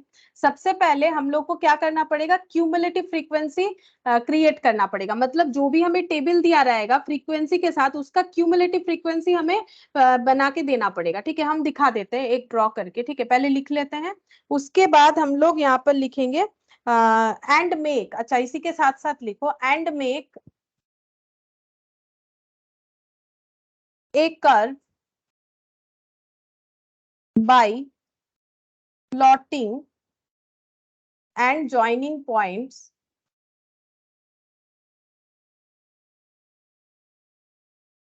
by line segment. Curve is called ऑगिव। जो कर्व बनता है उसी को ऑगिव बोला जाता है, ठीक है। अच्छा, ये समझा देते हैं ड्रॉ के साथ। पॉइंट बी भी लिख लो। पॉइंट बी में लिखेंगे this graph can be made by, this graph can be made by both type of cumulative frequency, मतलब लेस देन टाइप और मोर देन टाइप, ठीक है। Cumulative frequency and called less than ogive, अगर less than type cumulative frequency से बन रहा है, और मोर देन ऑगिव अगर मोर देन टाइप फ्रीक्वेंसी से बनेगा। अच्छा, point C, it can be used for calculating quartiles.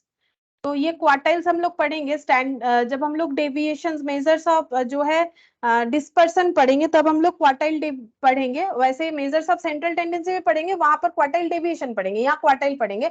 जैसे मोड कैलकुलेशन करने के लिए हिस्टोग्राम यूज होता है, वैसे ही क्वार्टाइल को कैलकुलेट करने के लिए जो है, मतलब कैलकुलेट नहीं, एक्चुअली क्वार्टाइल का प्रेजेंटेशन जो है वो हम लोग का ऑगिव से हो जाएगा, ठीक है।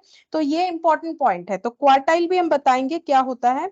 और last point, if we plot both ogives in same graph, perpendicular line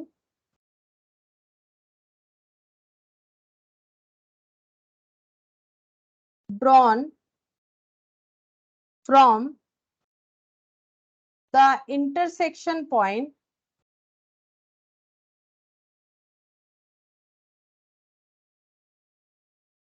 towards x-axis is cutting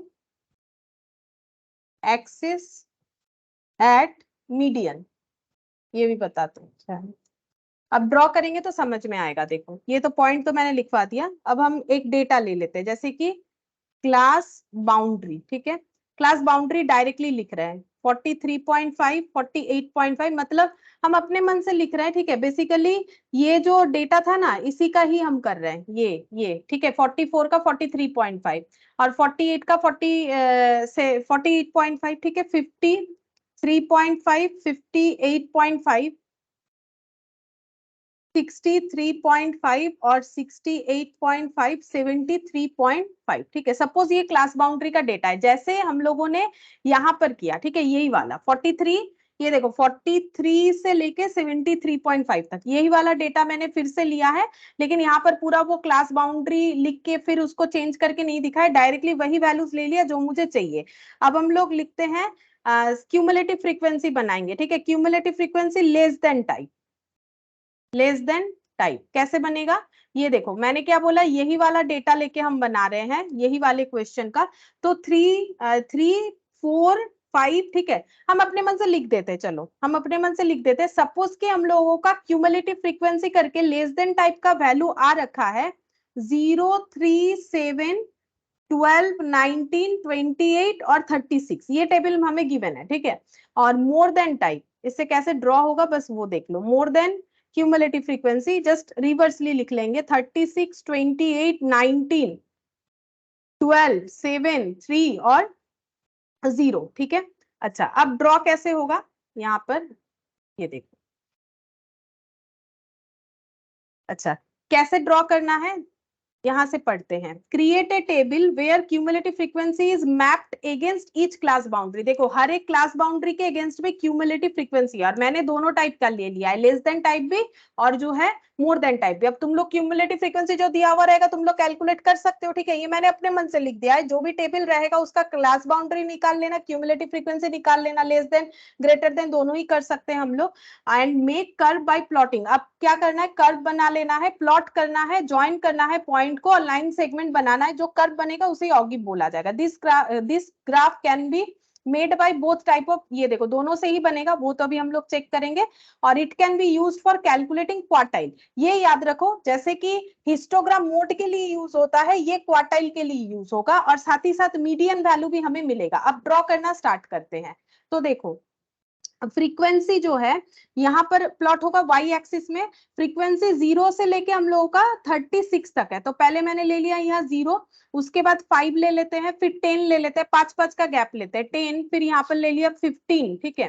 5, 10, 15, 20, 25, 30, 35, 30, 35, और यहाँ पर सपोज ले लिया 40, और इधर कितना आ जाएगा 43.5, 48.5, 53.5, 58.5, 63.5, 68.5 और 73.5। चलो अब ड्रॉ करके देखते हैं कैसे होगा। तो यहाँ पर ये देखो, जब हम लोग का 43.5 है तो ये 0 हो जाएगा। 0 मतलब यहाँ पर, ठीक है। 0 मतलब यहाँ हो जा रहा है, हम लोग का 0 आ रहा है। अच्छा उसके बाद 48.5 पे 3 आ रहा है, तो ये 3 जो है ये यहाँ पर गैप आएगा 3 का, ठीक है, यहाँ पर आ रहा है। और 43.5 के केस में हम लोग का 0 आ रहा है, मतलब यहाँ, ठीक है। अच्छा इसके बाद 3 मैंने एक अंदाजे में 3 कर दिया। 7 मतलब 5, 6, 7, ये वाले केस में 7 आएगा, तो लगभग यहाँ हो जाएगा 12, 10, 11, 12, तो ये थोड़ा सा इसके ऊपर आ जाएगा 12, ठीक है। और उसके बाद 63.5 का 19, तो 19 मतलब यहाँ पर, यहाँ पर, ठीक है। 68.5 का 28 मतलब 25, ये 28 मतलब 30 के नीचे, मतलब यहाँ पर। और ये 73.5 का मतलब 36, मतलब ये यहाँ पर, ठीक है। ये ऐसे हो गया, तो इसको अगर हम लोग ऐड करेंगे तो ये लाइन कुछ ऐसे बन रहा है, ऐसे बन गया। अच्छा दूसरा कलर लेके करते हैं। ये 36, 43.5 का 36 का मतलब जस्ट यहाँ पर होगा, ये ऐसे हो जाएगा, ठीक है। 36। अच्छा उसके बाद 28, ये वाला हो जाएगा 28 का मतलब यहाँ पर, यहाँ पर, ठीक है, यहाँ पर। 53.5 का हो जाएगा 19 का मतलब यहाँ हो गया, ठीक है। और 63.5 का हो जाएगा हम लोग का 58.5 का 12, 58.5 का 12 मतलब 58.5 का 12, ये वाला यहाँ पर 12 वाला लाइन यहाँ पर हो जाएगा 1 2 3 4 1 2 3 4, हाँ ये वाला यहाँ पर इंटरसेक्ट हो रहा है, ठीक है। और 63.5 का 19 का मतलब यहाँ पर ये हो गया, अच्छा 63.5 का ये 7, हम लोग ये वाला कर रहे हैं ना, 63.5 का 7 मतलब 5 6 7, ये नीचे की तरफ आ रहा है। और 68.5 का 3, ये नीचे की तरफ यहाँ 3, और 73.5 का 0, तो ये ऐसे हो रहा है, ठीक है।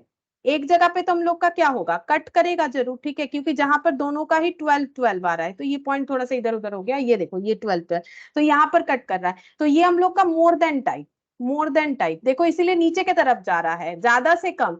और ये जो है ये less than type, less than type, ठीक है, ये लेस देन मोर देन ऑगिव, ये लेस देन टाइप ऑगिव, ठीक है। जैसे कि मैंने बोला था ऐसा करके हम लोग ड्रॉ कर सकते हैं। तो ये देखो, if we plot both ogives in the same graph, जैसे कि मैंने दिखाया, perpendicular line drawn from the intersection point towards x axis, तो परपेंडिकुलर लाइन बना रहे इंटरसेक्शन पॉइंट से लेके एक्स एक्सिस तक, बोल रहा है कि जहां पर ये कट करेगा वही मीडियन वैल्यू होगा, जहां पर ये कट करेगा वहीं पर ये मीडियन वैल्यू होगा।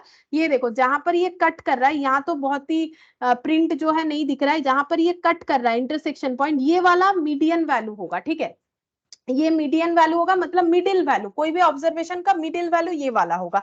अब मैंने तो कोई स्केल से ड्रॉ किया है नहीं, तो यहाँ पर जो पॉइंट मेरा निकल के आएगा वही मेरा मीडियन वैल्यू हो जाएगा। अब मीडियन वैल्यू एक्चुअली क्वार्टाइल भी क्यों कैलकुलेट कर सकते हैं, हम ये थोड़ा सा बता देते हैं। ये देखो, कोई भी एक सीरीज को अगर हम लोग 4 पार्ट में डिवाइड करते हैं, कोई भी डेटा को अगर हम लोग 4 पार्ट्स में डिवाइड करते हैं, तो उसे क्वार्टाइल बोला जाता है। जैसे देखो, ये Q1, ये Q2 और ये Q3 और यहाँ पर Q4, ठीक है। और जो मिडिल का वैल्यू होता है, ठीक है, उसे हम लोग बोलते हैं मीडियन। तो Q2 इक्वल टू मीडियन होता है, क्योंकि यहाँ पर मीडियन निकल रहा है, मिडिल वैल्यू निकल रहा है, तो क्वार्टाइल भी कैलकुलेट होगा, यही बताया जा रहा है। क्वार्टाइल का मतलब होता है कोई भी ऑब्जर्वेशन को जब हम लोग 4 पार्ट्स में डिवाइड करते हैं तो उसे क्वार्टाइल बोला जाता है। तुम लोग को यहाँ पर बस इतना याद रखना है कि कौन सा जो है ग्राफिकल प्रेजेंटेशन मीडियन प्रेजेंट कर सकता है, मोड प्रेजेंट कर सकता है और क्वार्टाइल प्रेजेंट कर सकता है, ठीक है। और इसमें लास्ट पॉइंट है हम लोग का फ्रीक्वेंसी कर्व, ठीक है, छोटा सा पॉइंट है, लिखवा देते हैं फ्रीक्वेंसी कर्व, ताकि हम लोग नेक्स्ट दिन क्वेश्चन कर पाए। ये रहा फ्रीक्वेंसी कर्व, ठीक है। ये फ्रीक्वेंसी कर्व कौन सा है, ये देखो, फ्रीक्वेंसी कर्व जो है वो हम लोग का ये बेल शेप, यू शेप, ठीक है, जे शेप, मिक्स्ड शेप, इसे हम लोग बोलते हैं फ्रीक्वेंसी कर्व। और ये जो है ये हम लोग स्मूथली ड्रॉ करते हैं फ्री हैंड में। देखो, it is limiting form of area diagram यानी कि हिस्टोग्राम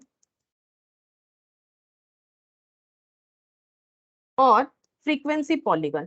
तो फ्रीक्वेंसी पॉलीगन और एरिया डायग्राम यानी कि हिस्टोग्राम, ये दोनों हम लोगों ने पढ़ा, ठीक है। अब ये दोनों का जो है एक लिमिटिंग फॉर्मेशन है, ठीक है, मतलब ना तो एग्जैक्टली हम लोग हिस्टोग्राम बना रहे, ना तो एग्जैक्टली हम लोग फ्रीक्वेंसी पॉलीगन बना रहे, दोनों का मिक्सड अप में अगर कुछ बनाते हैं तो उसे बोला जाता है फ्रीक्वेंसी कर्व, ठीक है। It is obtain bye drawing smooth and free hand curve through the mid point को यूज करके अगर हम लोग स्मूथली कोई कर्व ड्रॉ करते हैं तो उसे फ्रीक्वेंसी कर्व बोला जाता है, जिसमें थोड़ा थोड़ा हिस्टोग्राम और थोड़ा थोड़ा फ्रीक्वेंसी पॉलीगन का टच रहेगा, ठीक है, इसे बोलते हैं। ये देखो, ये स्मूथ कर्व बन गया, मतलब जैसे कि देखो यहाँ पर जो हिस्टोग्राम बना था, ये वाला जो हिस्टोग्राम, इसको अगर हम लोग ऐसे करके ड्रॉ कर देते हैं तो ये क्या बन गया, ये यू शेप बन गया, सॉरी, ये जो है हम लोग का बेल शेप बन गया। अगर इसका देखो, ये वाला, इसमें इसको इसको अगर हम लोग फ्री हैंड में ऐसे करते हैं तो ये हम लोग का क्या हो जाएगा, ये हम लोग का इस तरह के शेप में हो जाएगा। ये देखो, ये हम लोगों का इस तरह के शेप में हो जाएगा, ये जे हो रहा है लेकिन ये मेरा जे नहीं हो रहा है, ये ऐसा शेप बन रहा है, ठीक है, तो ऐसे बन जाएगा। तो इस तरीके से अगर हम लोग कर्व में स्मूथली ड्रॉ कर देते हैं तो उसे हम लोग बोलते हैं फ्रीक्वेंसी कर्व। फ्रीक्वेंसी कर्व कितने तरीके का होता है वो देख लो, दीज आर 4 टाइप्स, ये नॉर्मली 4 तरीके का होता है, ठीक है। पहला बेल शेप्ड, दूसरा यू शेप, तीसरा जे शेप, चौथा combination of curve as mixed curve, mixed curve, ठीक है। तो ये देखो बेल शेप्ड का मतलब कौन सा हो जाएगा, बेल शेप्ड का मतलब ये देखो, मैट से ही दिखा देते हैं, ये वाला, ये बेल शेप्ड है, सबसे ज्यादा पॉपुलर यही है, ठीक है, सबसे ज्यादा यही वाला यूज किया जाता है, इसे हम लोग बेल शेप्ड बोलते हैं। और उसके बाद ये देखो बेल शेप्ड के बाद यहाँ पर दिख रहा है तुम लोग को यू शेप, ठीक है, ये यू शेप हो जाएगा। अच्छा, उसके अलावा ये देखो जे शेप, और ये देखो मिक्स्ड शेप, ठीक है, इसमें मिक्स्ड शेप है।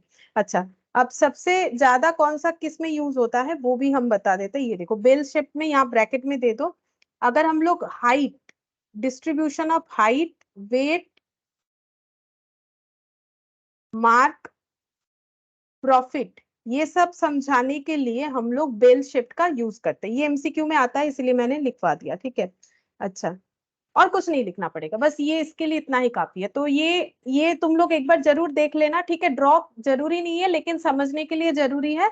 बाकी इसको एक बार रीड कर लो, नेक्स्ट दिन हम लोग जो है इससे बचे हुए जितने भी हम लोग के एक्सरसाइज है अप टू एक्सरसाइज, ये वाला नहीं करेंगे, ठीक है। ये सेट सी जो है वो नहीं करेंगे, क्योंकि सेट सी का क्वेश्चन जो है, सेट सी है कि नहीं, ये लास्ट वाला सेट बी तक करेंगे, ठीक है। फिर आज इतना ही तक।